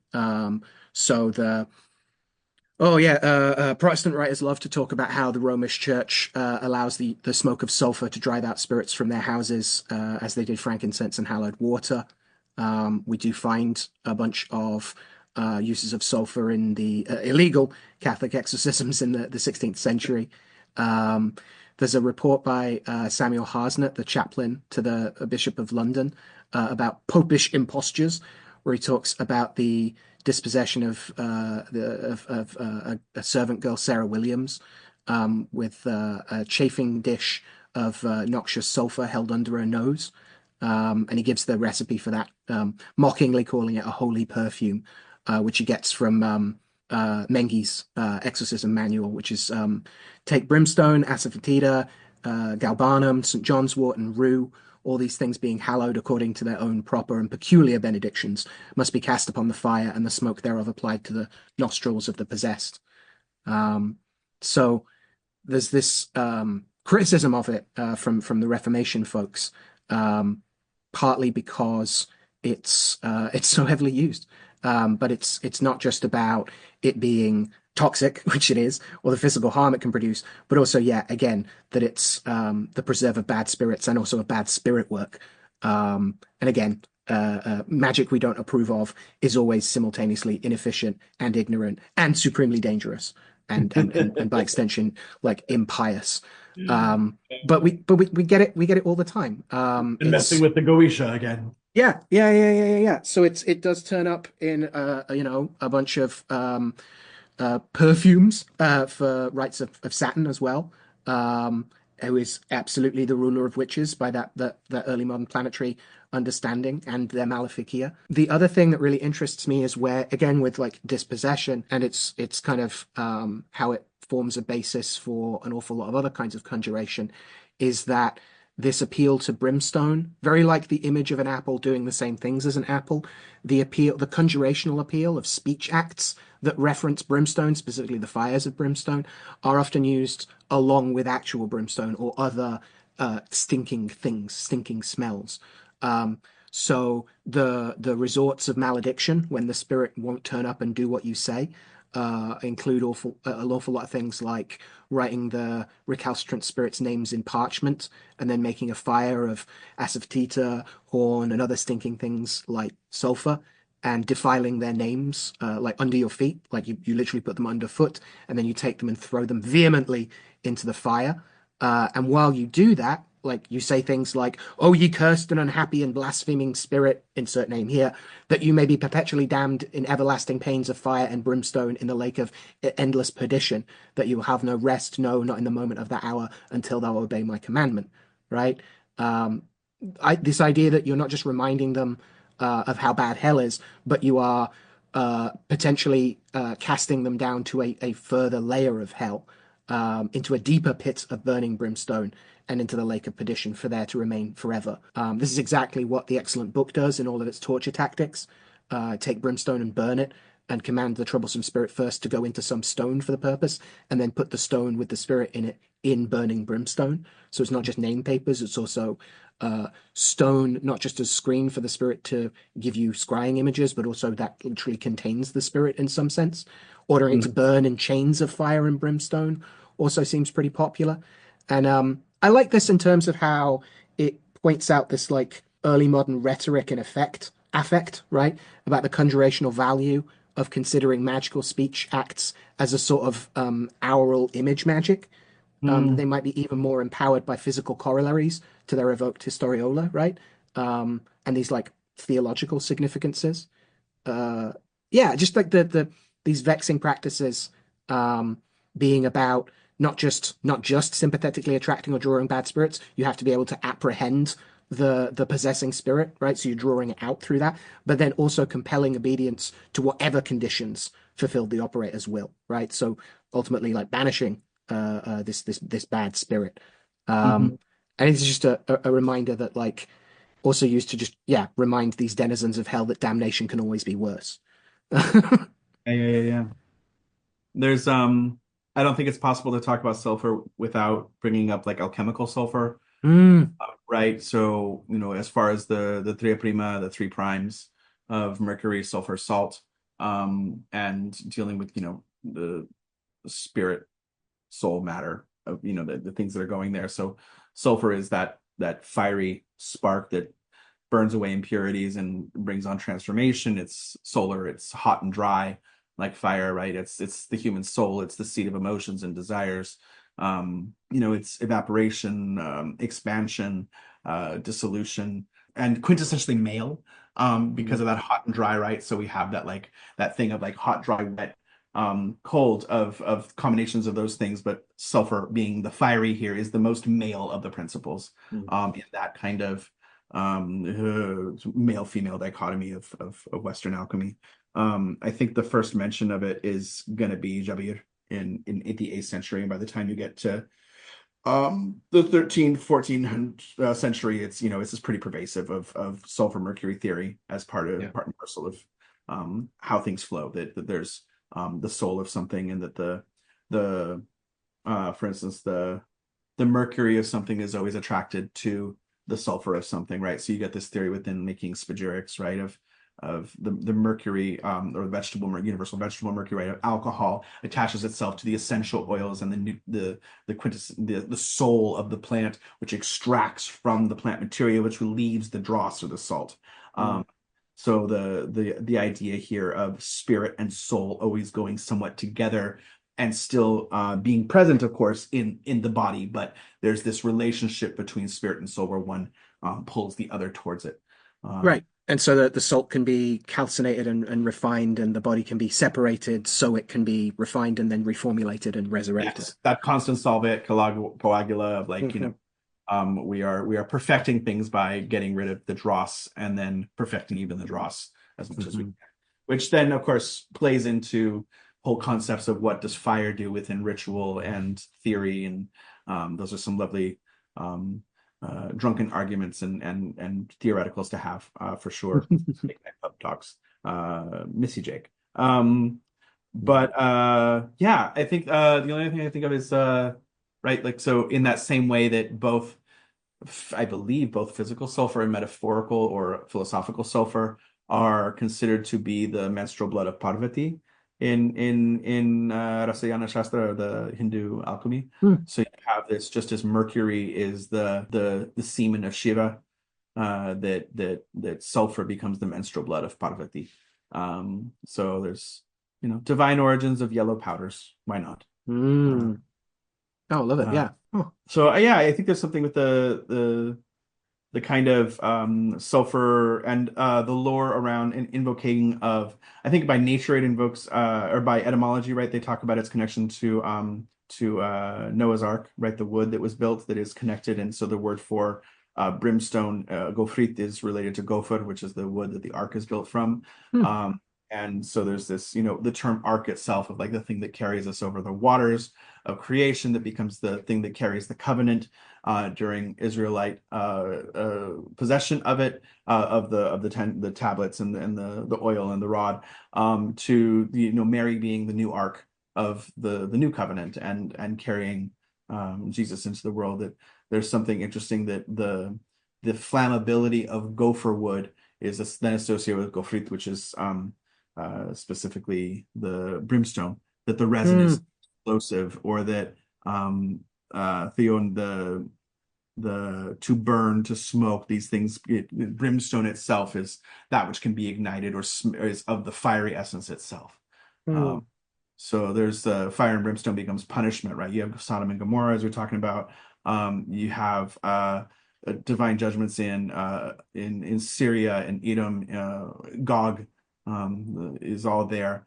And Isaiah 30:33, of the breath of Yahweh like a stream of brimstone doth kindle it.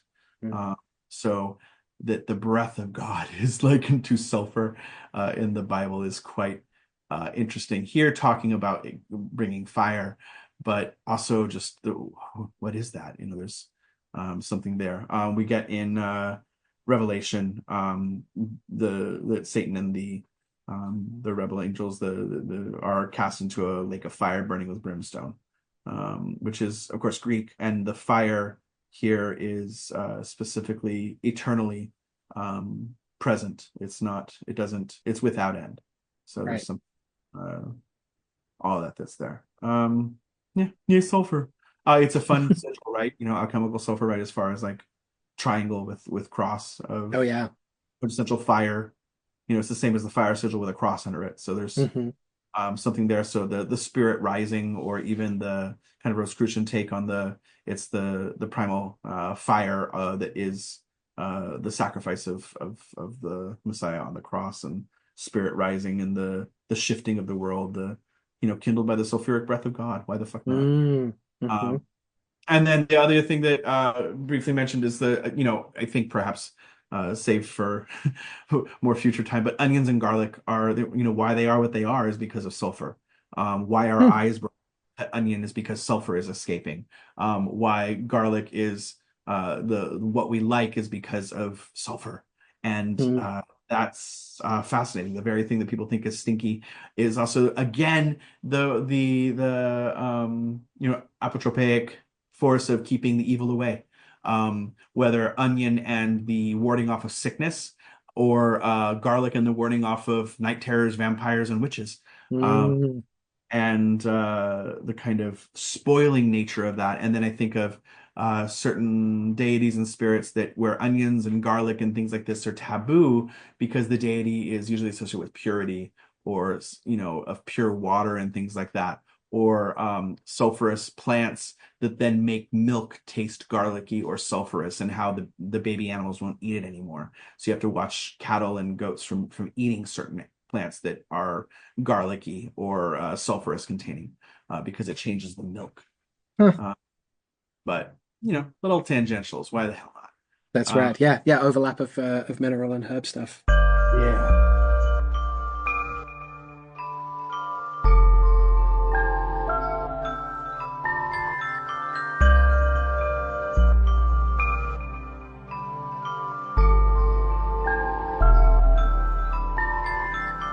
I guess where to go next? I think maybe I don't think. Um, I We want. could Yep, go ahead. we could get into from hellfires to the gentle growing of nature in Caput Draconis, and how Sure. it's less gentle in its has been remarked before that it's less gentle in its homoformic counterpart in Odu. Yeah. Um, yeah, okay, yeah. Let's talk the dragon's head then. Uh, Caput Draconis, an earthy figure usually associated with both the benefics of Jupiter and Venus. Its form is in the four-part binary of geomantic figures is two dots in the fire line and then one in the air, water, and earth. 2, 1, 1, 1. Which means we can frame it as like the passive or receptive head, and everything else is active. Which again reminds me of like the hair a little bit. It's receptive as in alert, it's ready, but there isn't necessarily a willful, energetic drive to rush. And certainly in like Western Renaissance and European geomancy, it's often about like gentle growth. It's good for peace, good for romance if you take your time and have patience, good for slowly growing rich, for living honest, for tranquility. Dreams and visions are mostly true. Unexpected benefits from the land. Again, this link of like the little sapling that springs up that you didn't know about. It is linked with good health, with few known enemies, but very affected by unknown enemies if it turns up in the 12th. Aid from women specifically. I associate it heavily with, not just tree magic, but like specifically like benevolent forest wisdom and like gardening and tending a little wildness tamed, or qualities of the gentleness and the patience it takes to grow seeds, for saplings to become big and mighty. I think we can read the form of the figure as a sapling, right? Mhm.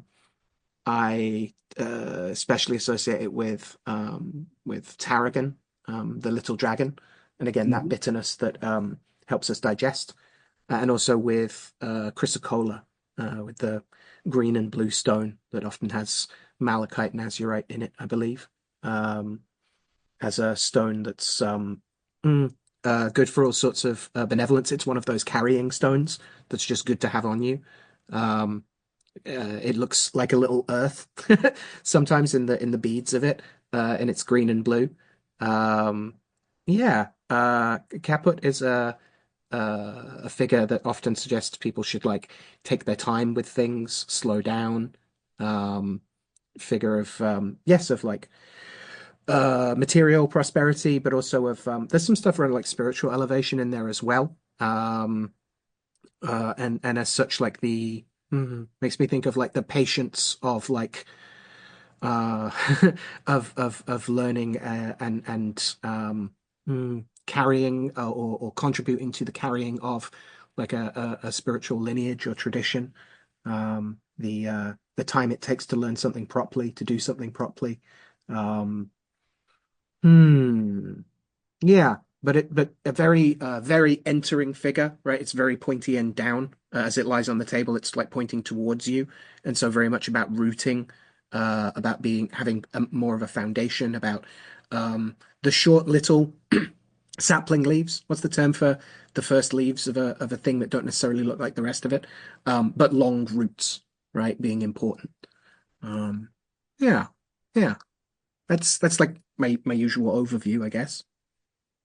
Yeah, it's is it cotyledons? I don't know how to pronounce it. I've seen it written so many times. I think it's cotyledon.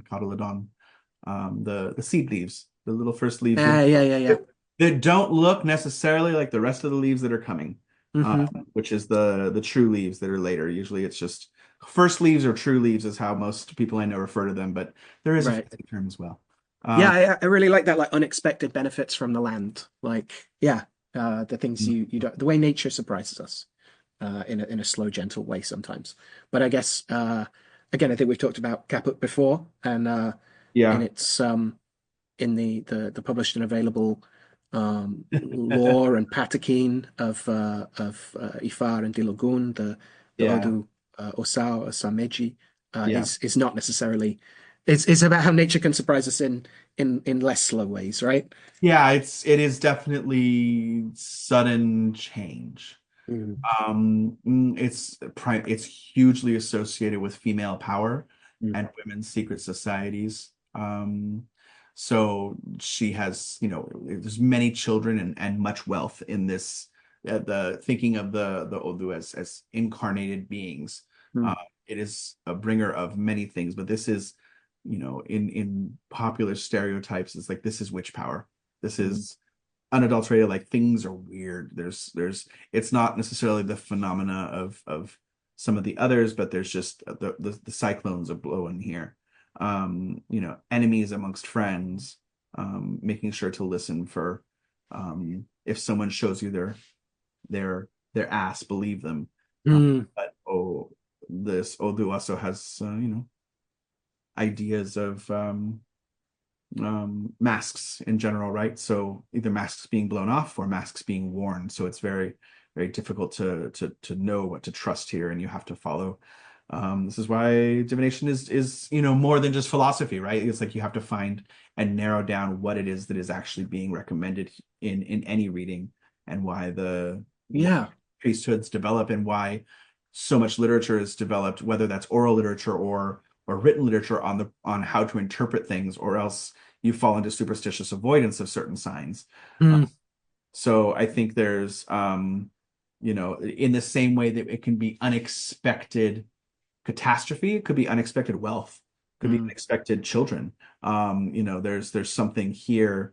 Um, there's an aggression that is needed of what am I supposed to do here? And then, the answer is fucking go for it, like fight back. mhm, Do what you need to do. But does predict good economy, good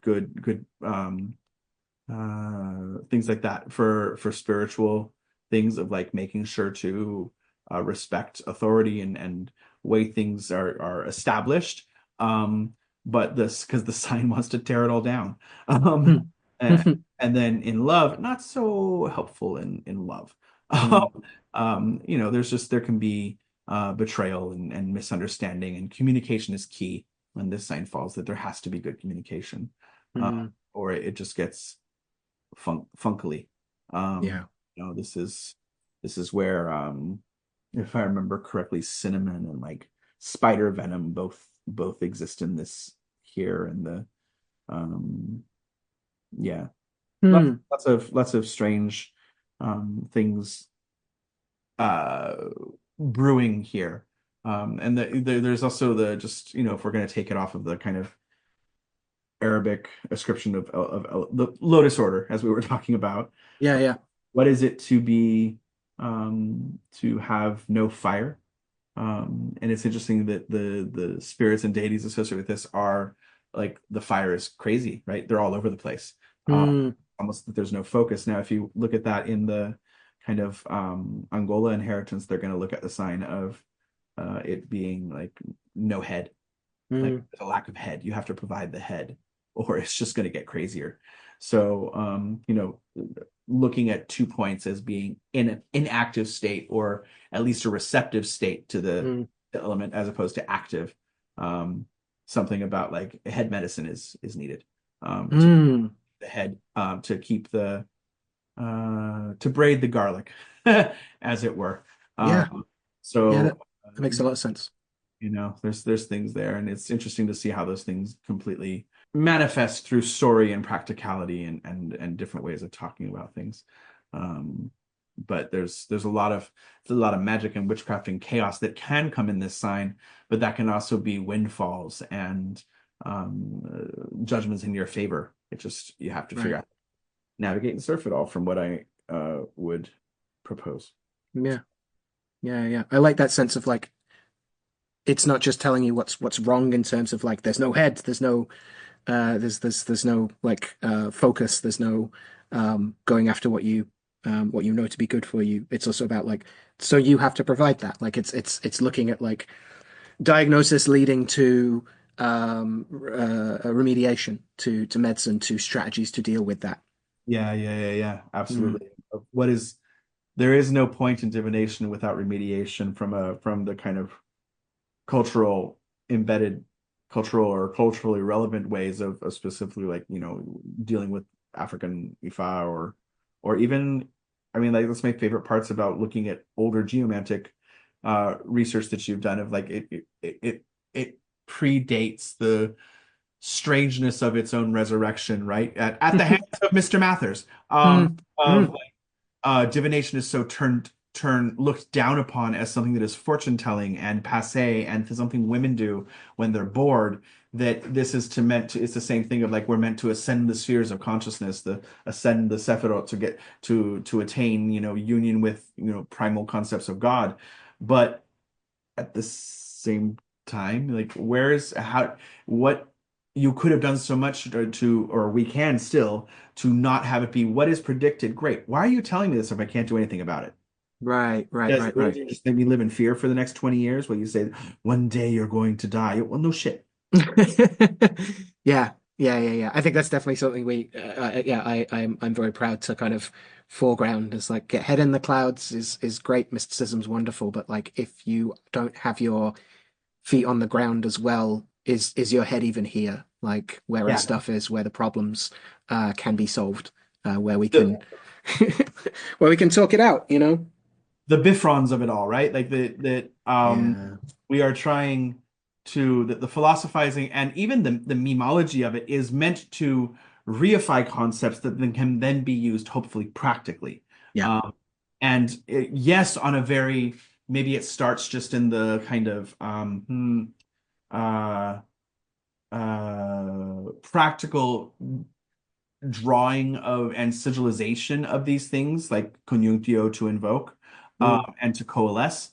And also, like, what is it to bring that reward of slow growth, or perhaps the fruit bursting forth mm, of Kauda or even like this kind of parallel here with Rahu of the thing that can then eat the light of the moon, but usually doesn't mm, right? Because it's not aligned. Um, mm. so look, most of the time we're okay, but there's times where you're not going to be. And this is I am speaking so broadly now. It's no longer useful. So chop that head off, and a hydro forms. I So feel like this maybe links us to talking about to breaking the seal on getting into the aces of the tarot, yes, especially with yes, the that's where ace I of was going. coins, right? Good. We're still talking about fertility often, talking about like beginnings often, um, creativity, especially unexpressed creativity sometimes, and cooperation. Um, and I love this as a start. Because we kind of get to think about what aces mean as well as what coins mean and then what they mean like together. Um, and the idea of aces as seeds, right? Seeds of possibility is at least very popular in modern parlance. Yeah. Also, the idea of an ace as a window of opportunity that's either opening or closing. And again, all these things are like every reader I ask is like when I was preparing this is like, well, it depends what else is in there is on the table, right? Ace can be a beginning or a culmination with the coins or the discs or the pentacles of prosperity, whatever that can mean, right? Can be about wealth. Was picking Miss Jackie's brain about this. She was saying like it definitely gets financial with say like the 3 or the 5 of coins, right? Either worry or the hard work of things. But you can also get prosperity in the more fecund sense of the Ace of Pentacles can also foretell the birth of a child or a pregnancy. And oh yeah, another link here that in 19th century Portuguese playing cards, aces often feature dragons as well. So we have a little dragon's head coming back in.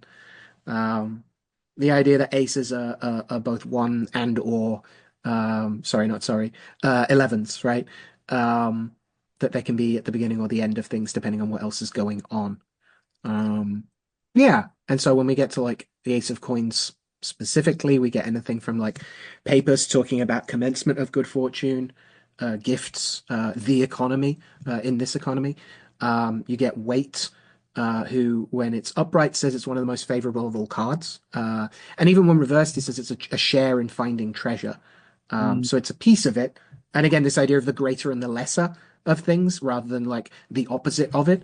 And then you get Mathers, who I guess we'll get into it, saying that when it's upright, it's about not just prosperity or triumph, but like felicity and like contentment or even perfect contentment. And when it's reversed, you get the purse of gold, money, gain, help, profit, riches. So you get like the means of happiness and happiness itself, right? Again, with the reversal being the lesser part of it. But I know that the Ace of Coins has some very particular significances in, say, Spanish reading. So I wanted to pick your brain about that. Yeah, right, like so the main divide in Spanish style reading of because Baraja Española is like what we would equivalent with be the equivalent of just minor arcana, right? But there's differences in numbers. The tens start the face values, and there's only 3 face value or three night base, three people cards, Hmm. as opposed to tarot's 4. But coins primarily in Iberian mentality and therefore Napolitano, right? So Naples cards, the southern Italian card reading, because of the 2 Sicilies and all that shit going on, the different caliphates and everything. Like the cards are similar histories. French informs British, and there's a whole other thing going on there. But coins are fire, not earth. And Right, they're so forged, right? yeah, Like I thought it was so weird the first time I heard that, and then so like, what, coins of fire? Why? And then like because it's the metal one. I'm like, yeah, oh, that makes so much sense. yeah. So it's refined. So this idea of it also, the cards in Spanish cards are directly referencing social class, right? So who has the most money, they're going to be on top, right? And then you're going down from there. So swords, the swords as a warrior class, and cups as the religious classes is there, and the what is called Peasants have sticks. peasants have sticks, they have clubs. It's a Yeah. life of beating things down and being beaten. Mm. So, it's a hard life. But you can see the evidence of this too, because it's based on that kind of, again, kind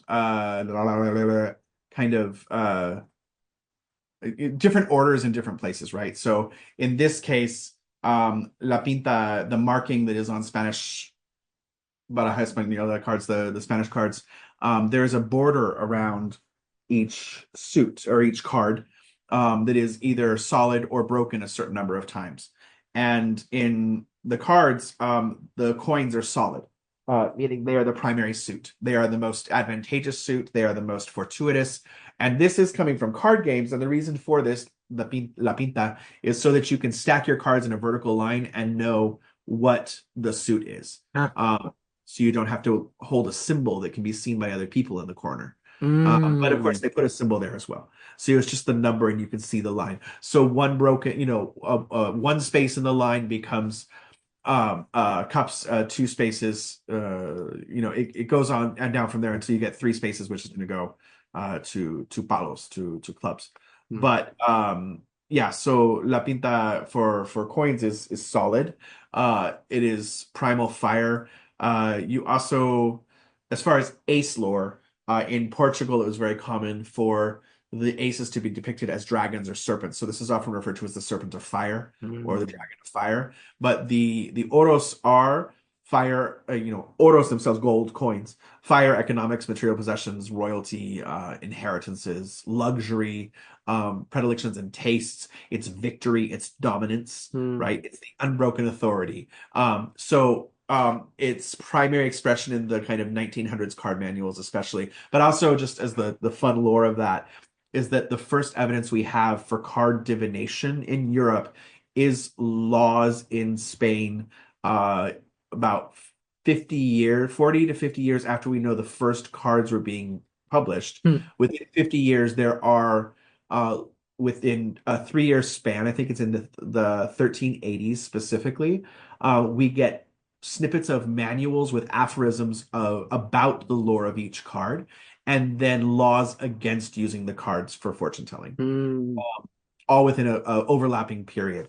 And these are all again within a half century of the first cards, the Mamluk cards coming through the trade and everything, and kind of being turned around, right? So you have Chinese cards that become Mamluk in Egypt by the 14th century, and the Jew through Muslim, right? So by the 1380s, naiperos are documented, and naipes comes from naib, the Arabic word. So there's a lot of this. So Moorish cards are produced in Catalonia. There's rhyming aphorisms by the 14th century. Earliest card packs are 50. So you have this idea of coins being victory and triumph to the point where the first card when you open a pack is always the as de oro, the ace of coins on top. So this is associated with many things. The primary saint you'll see a lot with this is Judas Tadeo, because he holds the image of Edessa right there. So there's the Jesus coin that he normally carries. So as far as that, and then Saint Francis as well is heavily associated with this kind of ace of coins. But power is the first and foremost name of it in the manuals. And reversed, it's fortuna. So the main thing with fortuna is that something is turning, as opposed to upright, it's power, it's triumph, it's victory, success, riches, communication. This is the serpent of fire. This is the brazen serpent on the pole. It's also the card that usually, for many card makers, holds the maker's mark, because they are putting themselves on the card of riches, success, and victory.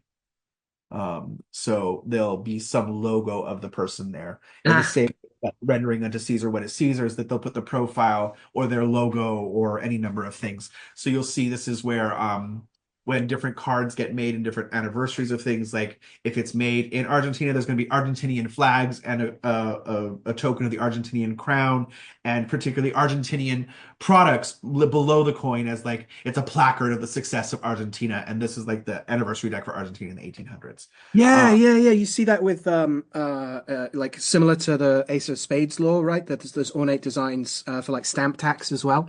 Yes. Yeah. So different cards like that have different lore, in the same way that when you get, we'll get there eventually, but the Four of Coins in Spanish cards often has the information of where to get these cards. And this is because it is the card of a gift, the Four of Coins. So the idea being that if we tell you where to get these cards, you'll get them as gifts for people. Brilliant. So when it comes up in a reading, that's a remediation in there, right? Yeah, give a gift.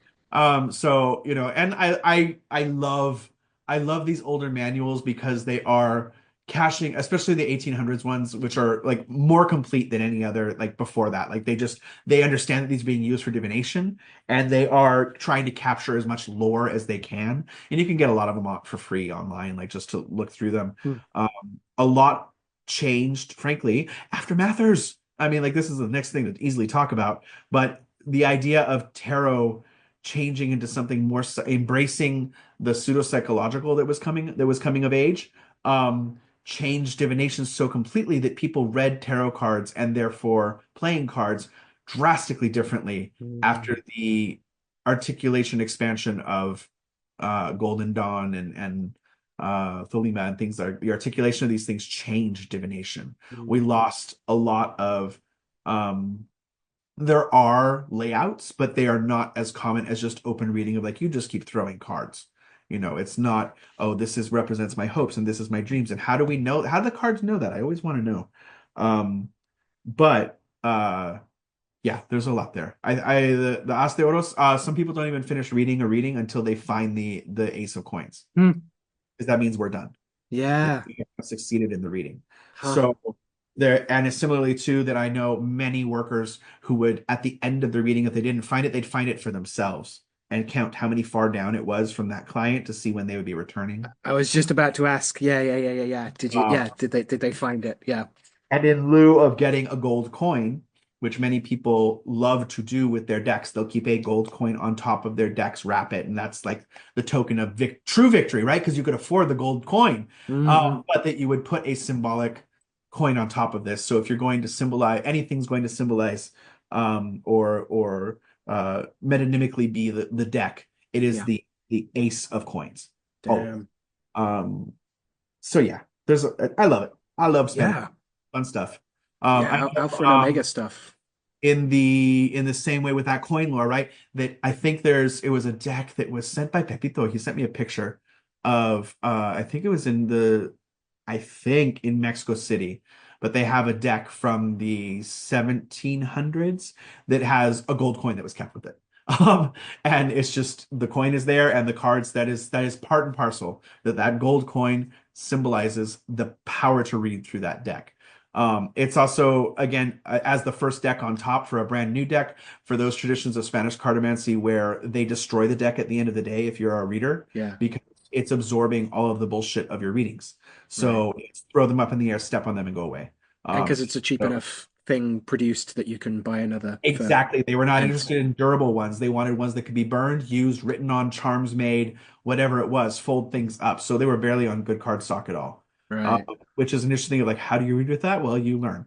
So, yeah. The fungibility of it. Yeah. Huh. Yeah, exactly. So yeah, Ace of Coins, good shit. Yeah.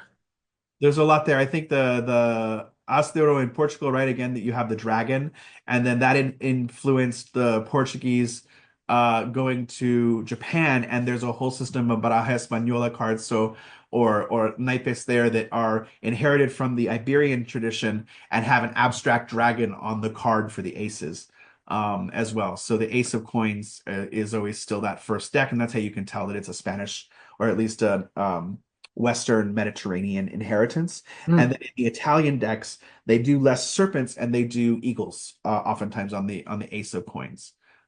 So yeah, good stuff. Sweet. I'm really happy to get into the aces and the minors. Yeah. Yeah, there's something. It's funny because it's like, why the fuck not? Yeah. We don't have to keep about cycling back, and it's more interesting to kind of see what comes up and the connections between those things. I mean, Mathers will come, I'm sure, easy to come back to. I think the cards lend themselves well to this kind of progression, right? Of studying the ace is the seed of something, and it manifests through this numerology that's inherent within the tarot, and a numerology that seems to be as internally consistent, but not necessarily paralleled in playing card divination. Yeah. And especially when tarot is very heavily influenced in Golden Dawn and later on inherited systems of being Sephiroth numbers. Of like, okay, the ace is that seed, then we're going to go all the way down the tree to Malkut. And to understand these things as an increasing manifestation and weight of matter that is happening. The ace is the seed, but the 10 is the fully realized. Right, from the perfect Inketa, right. Yeah.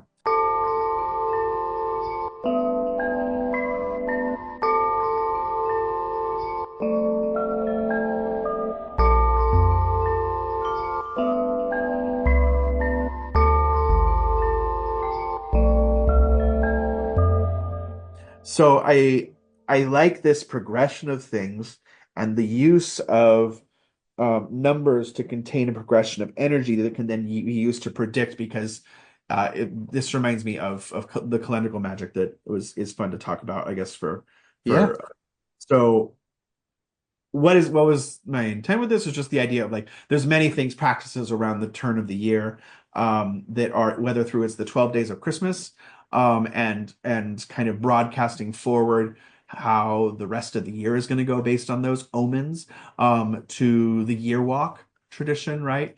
Yeah. Arskan, is that what it is? Um, Urskung, I think is how I've heard it. Yeah. because it's a dot over an A, not an A with an Hmm. so Urskog.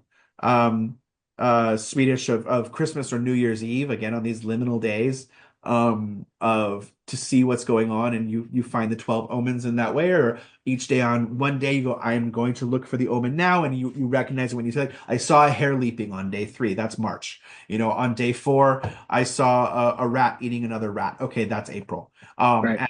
And that type of thing. Or over the night you get many things, or over 12 nights again, or this complex system of cabanuelas, which is directly still done in New Mexico, but is all over the New World because the Spanish brought it and it's freaking crazy. And they claim that it's based in Egyptian notions of measuring the levels of the Nile Mm. by the light of Sirius, and that cabanuelas were measured originally in August, but now we measure them in January.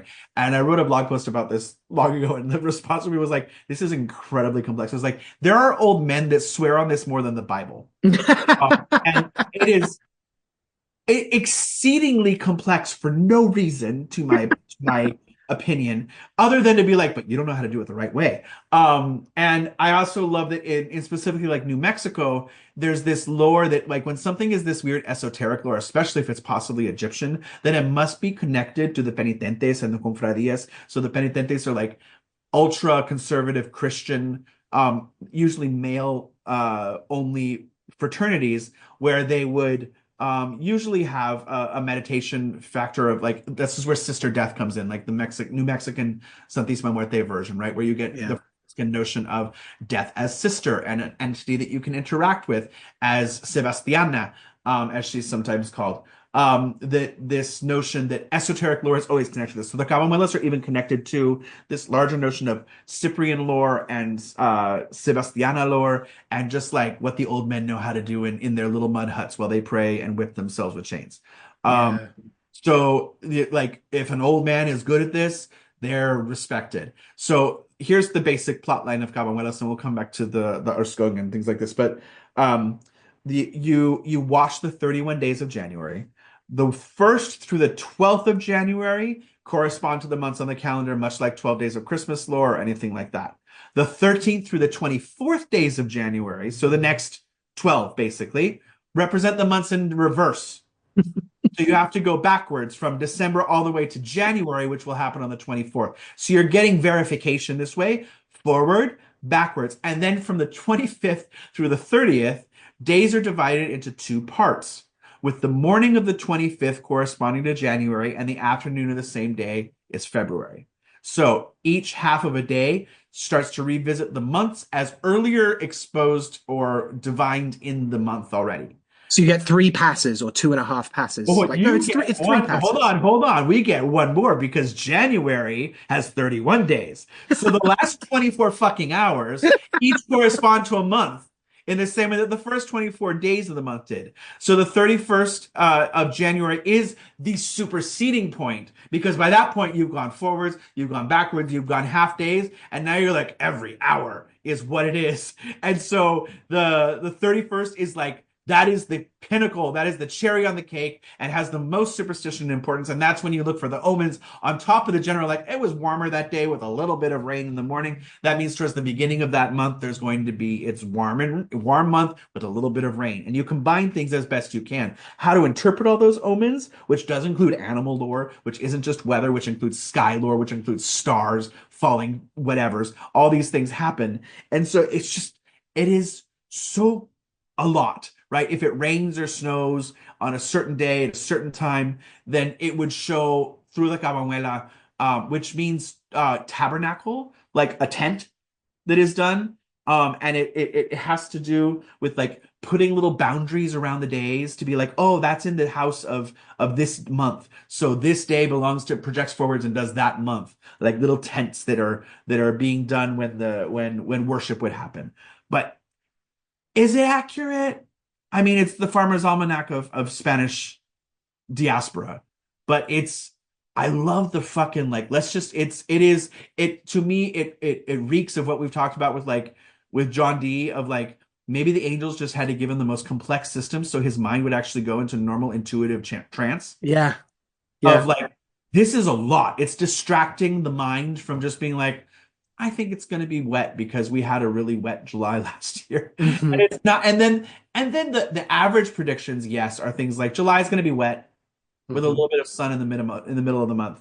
And then there's people that publish or disseminate private predictions, which is like towards the beginning of the month, strangers will come. And we have the weather, and you should not plant this until the third week of June on this saint's feast day. But you have to watch for a hummingbird on the prop. Like they get real into it because of the signs that they saw. Anyway, Mm. I adore this type of craziness. It's just my level of half conspiracy theory. So that's Cabañuelas. Um, Brilliant, absolutely brilliant. Yeah, yeah. That you get this like acceleration as well, right? Like oh one yeah, day, then backwards, then half a day, then like 24 hours all assessed. That also makes me, yeah, like the fact that that means that like you potentially have to stay up for 24 hours to get the full picture, and then yes, it's like Candlemas, like, yes, absolutely. or It's Candlemas crazy. Eve. Yeah. Enough for the purification of the Virgin Mary. You need a purification for you. Oh, Yeah. and it's if nothing else, like I'm a big fan of Don Bosco or John Bosco, which is the a very prominent um saint for many in the Southwest. But I mean, he's an Italian from the 19th century, but that's the saint of the 31st. So Don Bosco's day is Mm, when you do a shit ton of shit. Um, mm. like that's when if you missed the other days because you were a farmer, well, then you at least got to pay attention on the 31st. Yeah, interesting that we get this like the importance of the end of January as well. Like thinking about how we're talking about like calendrical divination, specifically like the progression of days, whether that's like you said, the Farmer's Almanac of like assessing weather conditions, and that's the main thing you're interested in from what it's doing here. Um, but like this progression, and again, potentially this like complexification of it distinguishes it, I think, from like um, what we could call calendrical divination as like singular divination events. Like this night is good for like the Eve of Ah, St. Agnes being good for like predicting lovers or who you're going to marry, right? We're not just talking about a singular point necessarily. yeah. We're talking about like like you said, a sequence, a progression. And again, if the sequence is like going back on itself and giving you these, that gives you like even more layers with which to, like you said, confirm, explicate, make more complicated. I think that's a really interesting way of distinguishing it also from like the things we tend to see at the start of the year, or I guess like Christmas Eve and New Year's Eve for Ursprung, right? That these are again usually like singular events from talking to some troll cunning friends about like it's one day where you agree to go out and the big thing I got from talking to them was that like there are rules, right? And that you follow certain instructions and you don't just like look for 12 things, you solve particular challenges, especially things that are read as encounters with spirits. Or spirits of the land, or what have you. Also, a sense that like you do it on the day you do it, and you do that every year, or bad things happen, right? This is why there are rules. And also the notion I wasn't really aware of that like you can kind of level up at some point. That like if you do this like well enough that you thanks John who's telling me like you can receive like a red hat and that this is like a sign of your cunning. And this is very different from more in that regard, the formality of it and the particular rules and stuff are the are where we get the cultural specifics, the wider sense of like a thing I see now being talked about online as omen walking, which looks a lot more like impromptu augury, is often specifically advised as being possible without really following any rules. It begins when you decide it begins, which yeah looks like augury to me, right? Yeah. Um, and so in It's a way very we're easy to fake that crow running in front of the window if you have someone standing outside with a crow. right, right. And this is also where like where Cadmus has some wonderful thoughts on like and articulations on like it's not just about seeing a crow, it's about seeing a crow in a particular context on that day when you have made these offerings, when you are seeking an answer about a particular thing. So there's like context for it. And that context can be either the day that you do this on, or it can be the period of time that you are observing and the context you've given it.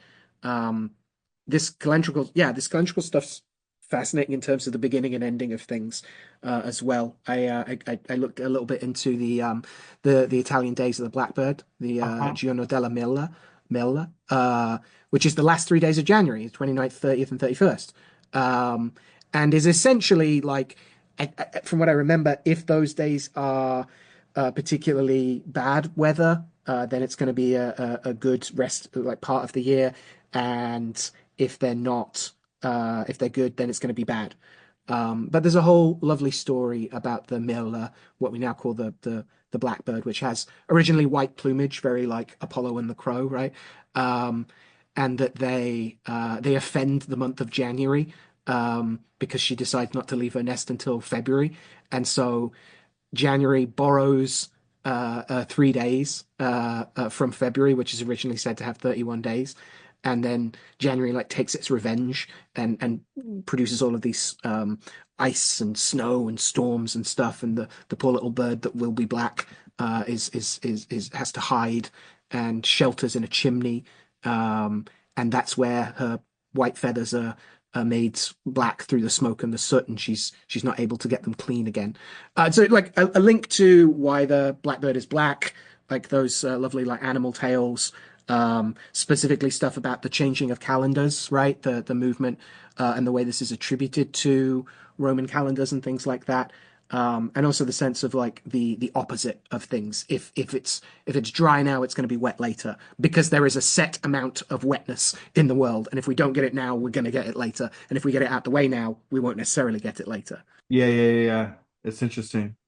And it's funny. I didn't even put this into the research this time, but it's worth. I think we talked about it maybe on the St. Lucie episode, right? The like Ember Days and their importance as far as predictions of future events and as liminal time periods. Because right, Yeah. this end of the year already evokes many things, and I was just, maybe one year we'll do a Sylvester episode because Saint Sylvester is such an interesting saint's day Yeah. especially in Spain, where this is like as much lore as there is around May Eve in Germany, like that's Saint Sylvester's Day in Spain. Like this is the night the witches go out.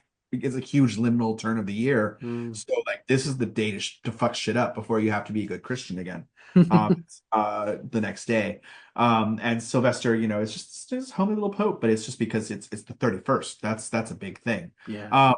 But Ember Days themselves, which is a whole other wonderful thing of like, yes, the Latin quatuor tambora, like it comes from corrupted Latin possibly, but these days of what's the mnemonic of is Lent, Whitsun, Holyrood, and Lucy, right? These days are specifically days where fasting takes place and omens are there for the next part of the year in some traditions, or the next time that day is going to come around. It predicts the time leading up to that day. Every little area has slightly different versions of it, but Mm. Ember Days used to be a huge part of Catholicism. Of course, Protestantism starts to downplay them, and you do see them in early High Prot, but it dies out. Now most people don't know what, or they've heard of Ember Days, but mostly I think people hear of it in the context of like Ginsburg and the Italian, like these are the days when the Benedicti would go battling.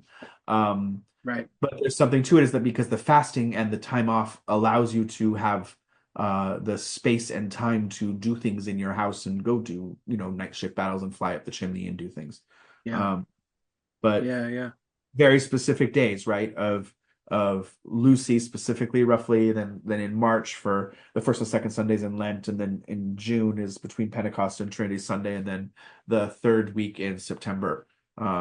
Just these time periods of when things happen that you should look to that for how things will be in the future. And calendrical divinations too, like certain things are supposed to happen on January 1st, right? Like you're supposed to let either the wealthiest person in your family walk through the door first, so that wealth comes into the house, or you want it to be like, no, you don't get to enter. You enter my house first on this day. And I love the idea of like, I'm going to control the omen. It's kind of like, when my great grandmother, which many great grandmothers and grandmas do, of like they collect the fortunes and they'll choose the best one to keep. It doesn't matter whose cookie it was in. Yeah. That as the elder, they get to take the fortune of whoever is at the table.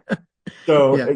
it's a similar thing of like, okay, it's New Year's Day or it's St. Lucy's Day. Like, let's predict what's going to happen. Well, I just saw money. So, The best prophecies are the one that the best prophecies are the ones we make happen. Yeah, exactly. Yeah. Controlling the augury, right? There's a little bit of I still got my crow under my armpit and a rabbit in my quote unquote hat.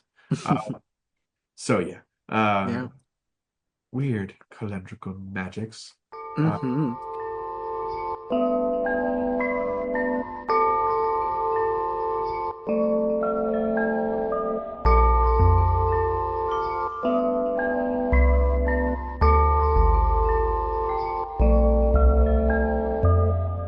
I feel that brings us quite neatly, both explicitly and implicitly, to talk about the day sign, the tonali, both in the sense of like this is also a kind of calendrical divination. This is also a period where there's a zeitgeist in the air and in the tonali and the power of things, but also kind of more specifically that like if Kali is translated as house, we also have this sense of like going out or not going out, while January is like not necessarily as nice, which again that's perhaps confusing the streams a little, but makes me think. No, but I think all of that is important there because, like, first off, so even kind of having a little bit of education about these things as we go along, but there is a difference between just the day sign and then the trecena, right? So there's again the calendars operating these things, and there's a day that's going to have a 1 through a 13 with this sign, and then at some point it will also line up that one Kali will be the start of the trecena, the 13-day period known as Kali. Gotcha. And there'll be other day signs in that 13-week period. And so you have both Kali as an individual day, which will appear 13 times in the 260-day calendar. And you also have a period of 13 days that is owned by the day sign of Kali. Gotcha. So these periods have different ownerships and different qualities. So the day sign of Kali, when it is just a day sign, is governed by Tepeyot, who is the heart of the mountain. Tepeyot is the jaguar of the night. This is the night sky originally. Like the jaguar's pelt is the stars. So this idea of the roaring lion or dragon, jaguar, this constant metaphor of a beast in the sky is what gives us rain. So Tepeyot is considered to be a variation of the god complex that is Tezcatlipoca, smoking mirror, which is night and sorcery and all these things. But in this case, it's the Aztecs are doing their own interpretatio, Greek interpretation, Roman interpretation, where they bring everybody's deities into like, well, yours is most like this one, and it will exist within this complex. So like you look at the Olmecs and they have these were-jaguar babies that they have statues of that are half humans that are half jaguar, and you whip it with a wet rag because it makes the baby cry, and then the jaguar in the sky says, "Don't fucking hit my baby," and it roars, and then rain happens. So there's a way of controlling weather magic in that way. But for instance, Tepeyot as a deity governs the day sign Kali, but the trecena of deer. So it's an interesting thing how these things go flow back and forth. But the day sign itself is a good day for rest. It's all the things like tranquility, family life, the internal side of the house. It's not a good day for going out in public. It's best spent cementing relationships and things that involve mutual success and interest. So Kylie is a great time to record a podcast with your friend. It is not a good time to go record that podcast necessarily at a new location at a conference we've never been to before. And so like, you can interpret those things of like, how does this work in this way and move through that. The year itself, only 4 signs can be years. Kali is one of the year bearers as well. which is just a whole other course of study. The Mm. 13-day period of Kali is ruled by the deity Itzpapolotl, is obsidian butterfly, who is the leader of the Tzitzimime. Mm. She is a fierce lady warrioress. She has a giant skull striped in red and white pinstripe. It's wonderfully jarring with obsidian blades coming out of her face and joints. She's purification, rejuvenation by sacrifice. Mm. She's got jaguar claws, and as Tzitzimime, she's one of the star demonesses. So she's related to these other primary deities that are depicted with skull faces, protectors of midwives and people in women in labor. Mm. Uh, and Itzpapolot governs over a specific heaven, which is where the gods created the human race. And it's the home where babies who die before tasting solid food go back to Tamoanchan. And there's a giant tree with 400,000 nipples that the children all wait, and they're waiting for reincarnation by suckling at the breasts of this giant tree in the realm of fog in Mm. Tamoanchan. Um, Mm. the week signer, like Trecena, because it's not really a week, it's 13 days. Mm. But this is about nature versus nurture. So the days in this period specifically, it addresses that, let's say what is it? You have to hone the emotions and the heart for them to be able to lead you anywhere. So you have to look towards the future and move away from the past. It also speaks of nature is the house that we're born into, and culture is the house into which we move. It's an Mm. interesting side in that way of we have the things we learn as a child, and then we move on from there into adulthood. And it kind of has that tabernacle Cabanuelas thing of like we're moving to different houses in our life. We don't stay in the same house, even if we're physically in the same house. Yeah. The container of our possibility and our trajectory is different. So these 13 days, all of the day signs, because the day signs again are modified by a number on top of that. And so all of the things from one house all the way forward through these 13 days deal with this internal step to figure out which way in the crossroads you're going, which decision. It's a time of decision making of what house you're going to next. What's the next destination? Mm. What's the next place where you will find respite and growth? Mm. So it's a good time for like re-examining life path or things like that, but not necessarily a good time to go act on a whim and go, wage battle on things. Mm. It's which is funny because it's governed by one of the most warrior entities there are, Mm. the obsidian butterfly. So yeah, I mean it's about making sacrifice and it's about purifying, and there's a lot of things going on. But again, the day sign is different than the 13-day period, and it's a subtle thing, but it's also really lovely to like zoom in on, I guess. Yeah. That's yeah. The more we talk about this, the more I'm enamored by the not just the complexity for the sake of it, but the explication, the way that we can get more nuanced and sophisticated understandings and answers from these cycles within cycles and how they sync up and things. Yeah. Yeah. Yeah.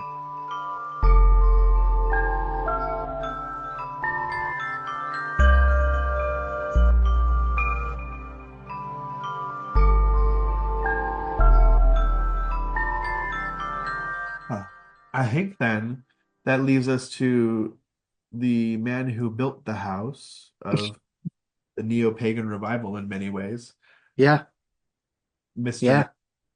I always want to say Mathers, and it is Yeah. just one singular Mather.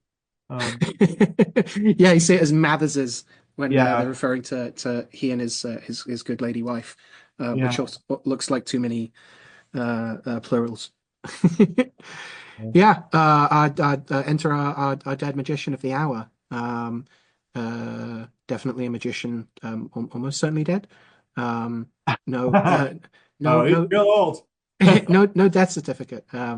Apparently, I Yeah. don't know how apocryphal that is. His both his birthday and his the specific death day are a little contested. Yeah, right? That's weird. Which is, yeah, I mean, he dies in 1918. We seem to agree on that. So it's not like, of course we don't know the day because he's a 7th century saint or whatever. It's born in January 18 54, either the 8th or the 11th, and dies in November 1918, 5th or the 20th, depending on who you ask. So yeah, there's already a start of like again, looking at even more recent dead magicians.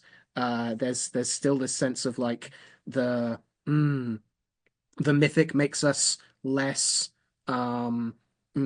specific and I want to say historically situated because who's going to stand outside of time? But there's more for weighing up like the stories of them and the interpretations of them. And like we said, he's not necessarily a controversial figure, but people have some strong opinions, both good and bad. And a lot of the records of him are from people that hated him or people that absolutely loved him.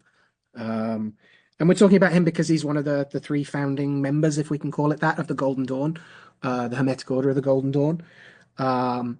He's known as a translator. He definitely studies a variety of languages. Again, some folks have argued not as accurately as he perhaps should have.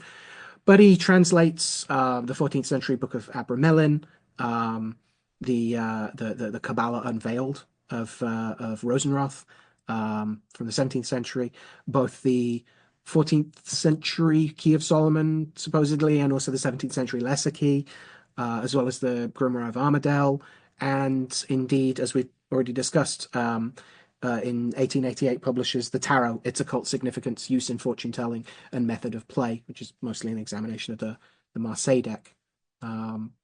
Also, a huge hand specifically in formalizing a lot of Dee's material into what gets called like modern or Golden Dawn Enochian magic. And yeah, I think we can get into a bunch of what exactly was going on with the Golden Dawn. Again, there's a lot written about this, and in the nature of magical orders, there is often a big emphasis on documents, on whether you're talking about like flying rolls and like the charters from secret chiefs or the specifics of people's journals, magical and otherwise. A big sense of like who claims licit or illicit, valid or invalid lineage from these things as well. And so, the research I was digging into was trying to remind myself of things that I only had a hazy idea of, precisely because Mathers and the Golden Dawn are such a significant part of contemporary culture. Like you said, like arguably does an awful lot of stuff to promote or shape the ideas of neo-paganism, both with and without the circle of formal ceremonial magic. There is a time period where the shift of we've kind of talked about this a little bit before, the general ethos of what ritual magic looks like changes after the Golden Dawn, at least in and across Europe and the Anglosphere, certainly. And the Egyptomania of it, the appeal back to old sources while framing them in much more Masonic and Lodge magic based ways. A bunch of other things that we can kind of get into. I got tried to put together a potted kind of timeline of biography, which has some points. Is there anything else like up top you wanted to kind of mention? Other than yes, Mina, and her huge influence. I think it's the Mary Greer book that brought that to my attention many years ago with the Golden Dawn, and as you said, Christina Treadwell's has it's a lovely course of study there. Mathers is interesting because I feel like so much of our lens of him is still through the kind of Crowleyan inherited reputation of somewhat controlling or ineffectual leader, or as far as a polyglot for that time period, that he's not necessarily, yes, it is the pinnacle of like, where did you learn these languages and how? Yeah. But he's still translated things with semi-accuracy, and it's pretty astounding what he was able to accomplish, and that his footprint is all over the 20th century revival of quote unquote revival of Western occultism. The idea of a revival, right? Like the Golden Dawn has this cipher that is from the Great White Masters. is its own, we can attack that in a separate way, but massive respect for someone who my impression of Samuel Mathers, without directly evoking him into the triangle of this podcast, at least not tonight, I feel like he was a true believer, and in the tradition of many occultists, makes him exceptionally dangerous in the sense of he also believes that when he has to do modifications, that they are also in the best interests of everything to come after. There's a lovely hubris that's there, and uh, creating a bunch of rules and uh, guideposts of how to be an ethical, effective, respected occultist. Mm. Being Masonic, there's already, Masonry had already elevated to the point where it went from working class to, aristocratic, and social connections were already there. He joins the SIRA very quickly. Mm. He's even gone from initiation to being raised in Masonry within 2 years. Like Yeah. there are lodges that used to make you do 10 years minimum, but the aristocrats usually went very quickly through it. So there's that side of it. But the SIRA specifically, has the Societas Rosicruciana in Anglia and its American counterparts have a very specific reputation of being like the holders of esoteric masonry outside of the outside of the how to say the divergent clandestine bodies that have formed. So like, unless we're talking explicitly Memphis Misraim or how the Scottish Rite was folded into and the York Rite were folded into as kind of these allowances for certain variations, especially in American Masonry. That this is different from just the Blue Lodge Masonry of 1 to 3. Entered apprentice, fellowcraft, and master mason. That everybody in American Masonry is equal. Every master mason is equal to every other master mason, but there's lateral a hierarchy as well. That Scottish Rite going to 32nd/33rd, and then going all the way up to like Knight Templar in York. SRA is the Rosicrucians. This is the Masonic Rosicrucians. They are known for both philosophy and practical lab work Rosicrucians. And are they the original Rosicrucians? Who are the original Rosicrucians? But there's something coming out of the SRA, partially from their contact with each other, but there is so much being funneled in that it is a breeding ground for, this is truly the origin of like the revival, right? There's something in the SRIA that's being, I don't mean that conspirationally. I mean like the material that they had, is producing people who are writing the rituals that form the foundation of neo-paganism. So without diversing or going too quickly, I mean, they only formed in 1865. They're not, like I said, they're not the original Rosicrucians, quote unquote. But they certainly, by the turn of the century, are, again, churning out some very important not churning. There are important people in what we consider the history of Western occultism for the 20th century and 21st century that are, it's the Golden Dawn, right? So Order of the Golden and Rosy Cross, the Hermetic Order of the Golden Dawn, going through there, everything's based in frickin' Mathers and by extension eventually Waite, Crowley, and a few others, and their specific interpretations. It's just astounding to me. And again, perhaps the criticism is there of kind of the Crowleyan inheritance of like, but he seems so boring at the same time. And there's something okay with that at the same time. Like, like it doesn't all have to be flashy, but he really tried, right? This guy is possibly like by our standards vegan, but vegetarian, anti-vivisectionist. I thought was an interesting, important listing, right? And anti-smoking. And he liked war and magic. And that's just it's no wonder Crowley and him were friends and then not friends. And this, he became increasingly eccentric, Yates noted, but otherwise, dude did a lot. Like, he did a lot. And he wasn't even in anything for very long, right? Right. Like, that's just, it's interesting to me. Yeah. We have very little on his early life from the couple of like little biographies I scanned. We know he's born in Hackney in 1854. As we said, he worked in Bournemouth as a clerk. Uh, he's apparently initiated into the Hengist Lodge in October of 1877. He's raised as a master mason by January, so like months in 1878. In 1882, he's admitted into the Metropolitan College of the SRIA. Um, it's his move to London in 1885 comes from his mom dies, and again, there's a huge thing here about like how do wizards make their money. He's broke, and so goes to live in King's Cross, and he's appointed an assistant librarian to Frederick Horniman, Annie Horniman's father, who's the founder of the Horniman Museum, and also got rich off importing tea. Very 19th century English, right?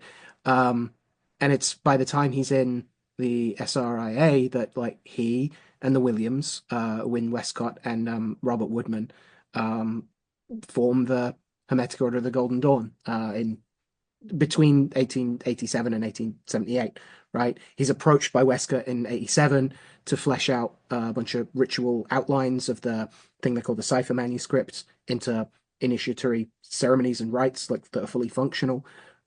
He's asked to join this triumvirate of chiefs for this esoteric order, which itself is formally founded on March 1st, 1888.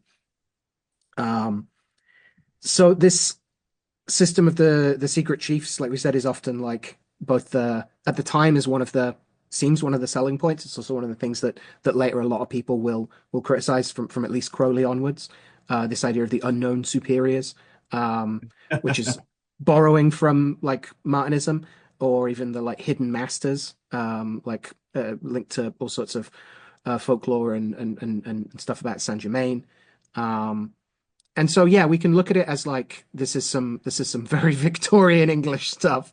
Yeah, it's Uh, like I mean like the proposal I guess in my head is you have like Theosophists obviously drawing on similar lore, and Theosophists end up playing very well with like the rising middle class. And Golden Dawn is interesting because it goes from like the falling upper class that's going into the middle class that's going to mhm. it's an interesting like trickle down from the top of like masonry allows the shared resources and the lodge system, which has so much support, to play at being richer and more aristocratic than you are in your magic, Yeah. which seems to be an informant of things like the Golden Dawn. As was astutely said once of like, the renegade Catholic ordinations that are around through different Gnostic sources, right? The Gnostic bishops of like if you're doing mass in your garage, it's still not going to have the same appeal as a Catholic Church's cathedral. It takes a certain dedication to like look past that, because the wealth and trappings, the trappings of wealth and trappings, make it Yeah. hard to not be like, well, but I really like the expensive looking place with the marble and the fancy incense. Yeah, don't we all? Don't we all, John? Um, so anyway, I was just thinking about that. Like the theosophy side comes, they're also playing off of that ascended master trope of like who's giving them the instructions. But there's much more of a like theosophy gets associated with the kind of like, yes, literate because they're producing so much literature, but it's definitely bringing a different crowd in than say Golden Dawn at first. Yeah. And there's some like reaching across the aisles, right? Like he does go lecture with them, and I think Yeah. maybe even invites them to lecture at his stuff as well. So there's some crossover. Also worth pointing out, like, the Golden Dawn has a pretty good claim to being one of the first of these like orders or societies, these bands of esotericists that allowed for co-ed meetings. And Yes. again, as we said, like, yeah, uh, Masonry, yeah, absolutely. absolutely recommend the work of Christina Oakley Harrington at Treadwell's. Hi, Christina, on like the women of the Golden Dawn. Who, yeah, absolutely, we should do future episodes on those dead magicians as well. Um, it's not too many years after the founding that Mathers marries Mina or Moira, depending on how they're feeling in Yeah. 1890, and they're married by Ayton, Reverend W.A. Ayton, who's not only a member of the Golden Dawn, but apparently pretty prominent alchemist as well.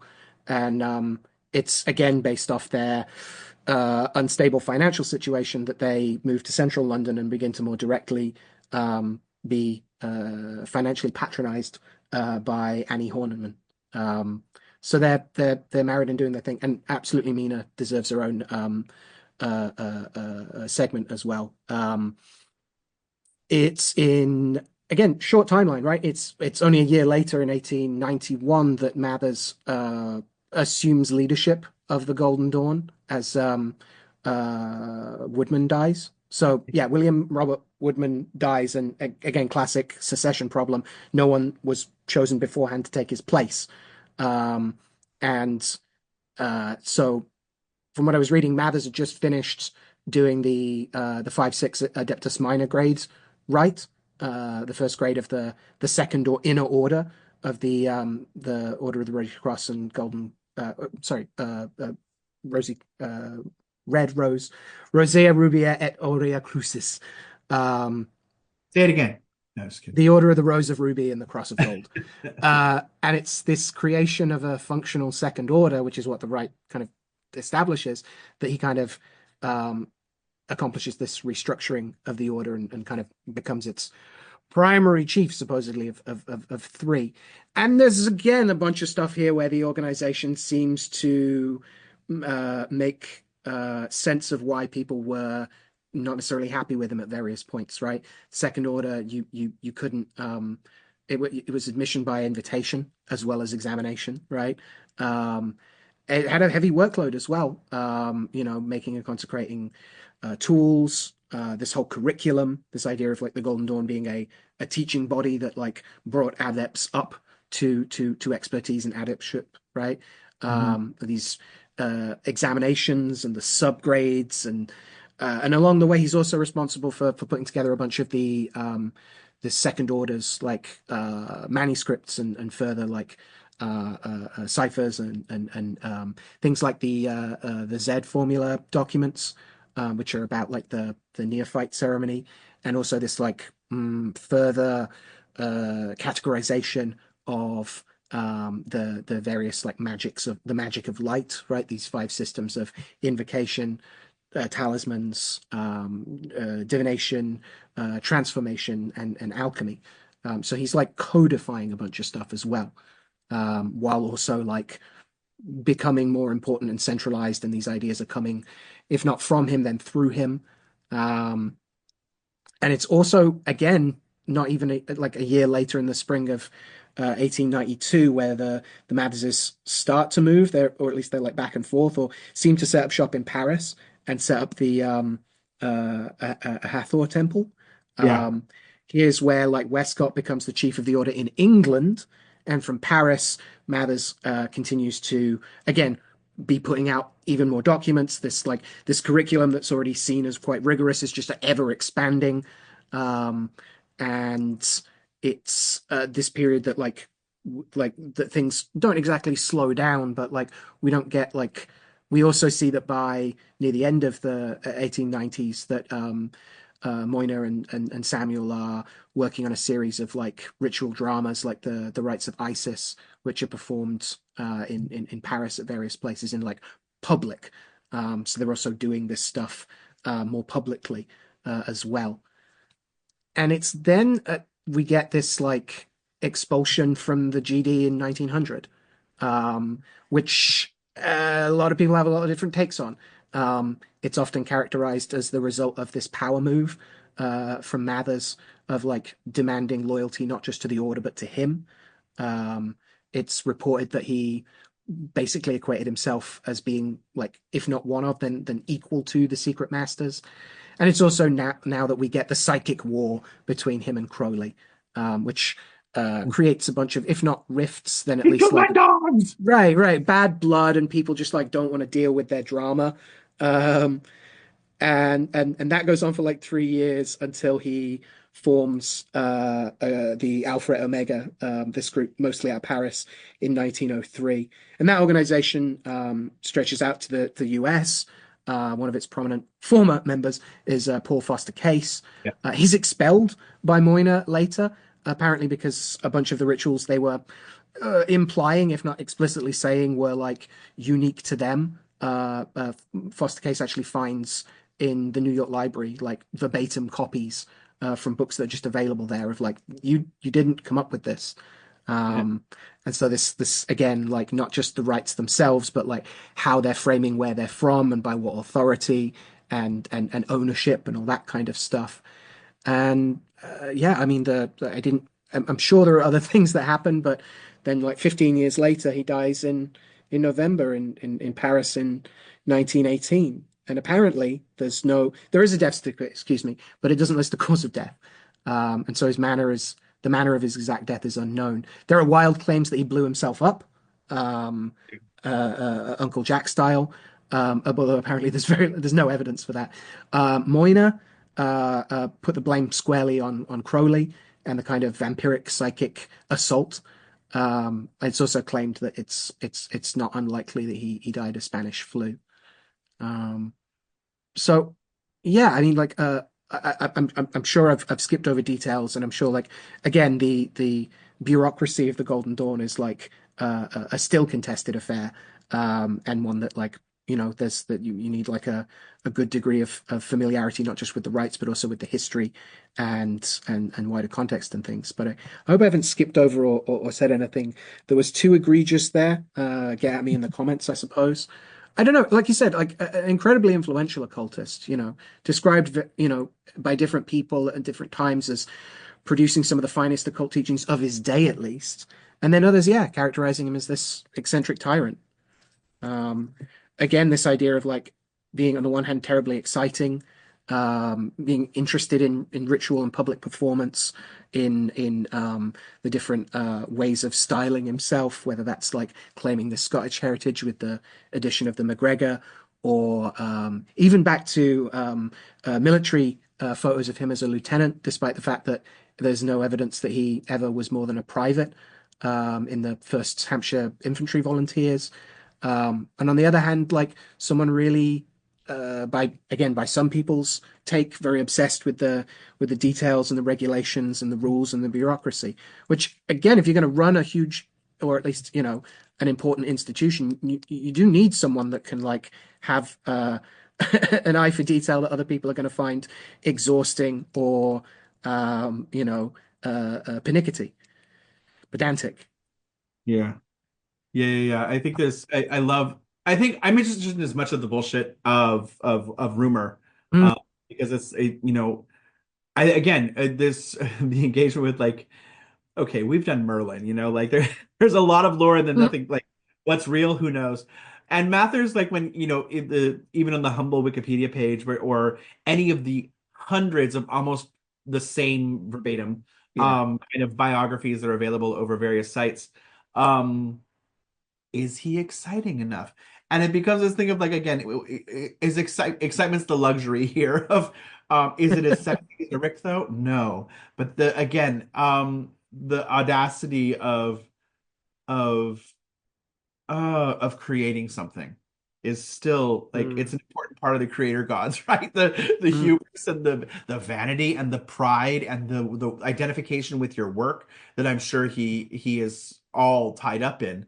mm, And Moira's Mina's exploration of the same is all there. The war with Crowley sending elementals at each other, and the Crowley looking to admitting that he looked to Mathers like, this is the only link I had with the secret chiefs. yeah. This is my person. That kind of um, let's call it mythology without sounding it as inherently false, of the kind of time period of like, you are in a great link to people who are helping to better the universe. Mm, And I don't know. I look at him in costume, and think, well done. Even if it descended into the quote unquote well-meaning but low quality leadership in the last year. Um, right. and I love the idea of uh, mm, weight, the differences and that moves forward. Like these are big ass names. Mm. And it kind of ruins the myths a little bit to research them more. The Yeah. things you pick up from like someone who just seems like they know everything because they wrote a book that they researched. Hmm. Yeah. But I think it's a lovely exploration. I think it's we can't be afraid of fact at the sake of myth. Uh, Right. but we certainly can ignore one for the other when we're writing ritual. Um, And the basis of like again like that ideology thing, like I don't just mean like, oh, a bunch of people trained in the Golden Dawn and then did other things. The very sitting down and being like, I'm going to write a ritual. Like, what are you drawing from in the broader or even more ambient cultural understanding or expectation of what ritual looks like and what it's doing and what you're doing it with? Like, down to yeah, tools, down to elements, down to the building blocks of the cosmos, down to what are you doing it for? This the Golden Dawn preoccupation with balance, with ascending, with elevating, um, even using what it, the yeah. former criticisms that there may have been too when it was focused mainly upon the men. And again, this is something to explore. But like the the curiosity of exploring Kabbalah and with the Golden Dawn's kind of specific Lurianic like inheritance of kind of heavily Christianized, reduced, very specific ideas around what that means and how it's the key to everything. But specifically, Mina and her background and finding a way to bridge these things where it was now valued and treasured to study Jewish mysticism within a Christian context Mm. um, through as evidenced by who his whole background in general that she herself is the her brother was the first man of Jewish descent to be awarded the Nobel Prize for Mm. literature. Like this whole kind of revival cultural expression that's happening where universalism is being more and more proposed. Yes, through the lens of specific things, but it's an equivalent that is otherwise difficult to see happening on such an organized scale. Yeah, yeah. I think also important to consider if we're going to talk about like the GD and its influence as like it in context of like a continuum of early modern ideas, says the early modernist. Whether we're talking about like Renaissance humanism and the Christianization of Kabbalah with a C and then with a Q. Um, we wouldn't know as much about John Hayden, one of my favorite idiosyncratic geomancers. Um, were it not for the Golden Dawn really liking him.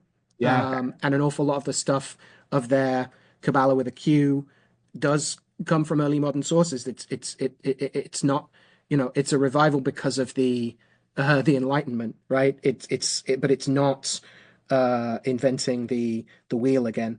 It's not inventing the magic circle again, to some degrees. And the reframing of its context is useful and important to bear in mind as both like so we can see the innovations, so we can see the cultural biases, as well as like a wider history of like European magic and occultism. yeah. I think it's very easy to poo-poo it from our perspective now, 100 years later. Hmm. I think it's really important, echoing what you're saying of the even my criticism of the universalist lens is just because it's still not necessarily something people are self-aware of. However, um, the fact that these texts were seen as of value and found a way to be advocated for, he found a way to advocate for including these texts as something of value meant that Mm. people paid attention to them in a way that they had not, because these texts, yes, there were some hard to find things, but at the same time, they were accessible to many other people that could have put them forward. And Yeah. the context and the presentation of them as part of this agenda through the secret chiefs and this kind of Masonic framework, which was especially in vogue at the time, Mm. really helped propel things forward in a way that was a perfect storm. And he was part of that perfect storm. It would be silly to think otherwise. And thus Yeah. earns his place as dead question mark magician, certainly magician. And yeah, we're all allowed to go a little bit crazy in our older years, right? That's Right. what nature is for. Right. And we need to accept that, yeah, in any ancestry, and there's going to be folks that you know, I have huge disagreements about their framing of grimoires, but I get to have those because of how they framed them, you know? Like uh the split from, you know, the distinguishing from spiritism and low magic and folk magic are still things that we're like reconnecting. There are, you know, things I massively disagree with what I've read of them about, you know, whether it's weights, you know, discarding grimoires as like either devilry or fantastical make believe. You know, as I said, I've never come across a grimoire that seriously asked you for phoenix feathers and nothing else. Um, but like they're part of the history, and especially when we don't like that history, it's important to understand it and to give it context for where we are and where we go next. Very well said. How's that for the Feast of the Ass? Um, How's that for Donkey Days? yeah. Hee haw, hee haw, hee haw. Hee haw hee haw hee haw. Yeah, no, that's lovely. I think you know, I don't know where the poetry is going to come from right now. Mather's riding an ass, to being an ass, to choosing where to show your ass, to To history painting us with two faces. yes, to watching the ass of the hare run away, to Calling it back to send it somewhere else with sulfur. yeah, to the sulphurous fumes of the ass. Um, The hairs, the ears of the saplings rising from the ace of coins churning at the center of things. yes, absolutely. The coin that is not a coin on Judas Thaddeus sulfurous chesticles. Um, yeah, we are not. We actually, that's not true. Both of us have gotten praise for writings, and I am a big fan of your poetry. So I'm not going to Well, likewise. self-deprecate on that way. Sometimes our poetry is inspired, and sometimes it's just a bunch of assery. So Yeah, I to suppose. the assumption of the asinine. Yes. Uh the asset nine. All right. So on that gat, I suppose we can draw the Feast of the Ass and the Holy Family that we didn't really talk about too much. Run, baby Jesus, run. Uh, Run, Nazarene, run, because when they yeah, catch you, that's they'll right. kill you. To Balaam in the ass. Um, moving forward, yeah. But thank you, everyone. It's been a lovely foray and a lovely exploration in this new year. If you're curious where to find us, radiofreegolgotha.com. If you've not been there, we do try and keep up to date with classes and various appearances, both together and singly in our singlets. Uh, we also have you can find us on Blue Sky. It's Folk Necromancy. We are on X, but what do we, it's an announcement place. Facebook, we have a group called Folk Necromancy, where you're welcome to come fight against and rail against the dying of the light, on various topics of the esoteric and the folk. Um, and we also recently, as in less than about 24 hours ago, launched a Patreon that we are Ba-ba-ba-ba! excited to get into many things, including just wonderful support from listeners, but also to share some practical and hypothetical and invoking and playing with the very topics that we're yipping about here. Yeah, And extracts of primary sources on these like herbs, stones, beasts, arcana, figures, as well as a bunch of reflections on what to actually do with them, as well as a mixture of historical and traditional, and some newly coined. Some original works of invocation and summoning the saints, demons, and dead magicians, as well as summoning with them and in their spirit, as well as alongside their spirit. And also, a bunch of behind the scenes stuff, and ask us anything relevant, trying to, share more things with you, dear listener, both of you, and also like, there's a proposed book club for one of the tiers. mhm. There's some, if you really want to be generous, there's some one-on-one time, but we're under no illusions. We're just thankful for the engagement and would love to share some resources and get some conversation going. Absolutely. So kind of fill out the past 42/43 episodes with practical workings, new workings, musings, artwork, music, all of the above, and more, and as well as make it easier for us to keep on churning out monthly episodes. So Yeah. hope to see you there. And we hopefully will schedule another speakeasy soon. The one in December went beautifully. So Yeah. Thanks, everyone. there is still, if you are, actually, no, you can't by the time this comes out. That will be the last day of viewing. So catch the next one. And with that, I said good night. But it's been a pleasure, Al, as always. And thank you, listener. Happy ass. Yep, absolutely fantastic to do this as always with you, Jesse. And thank you, everyone. Enjoy your assery.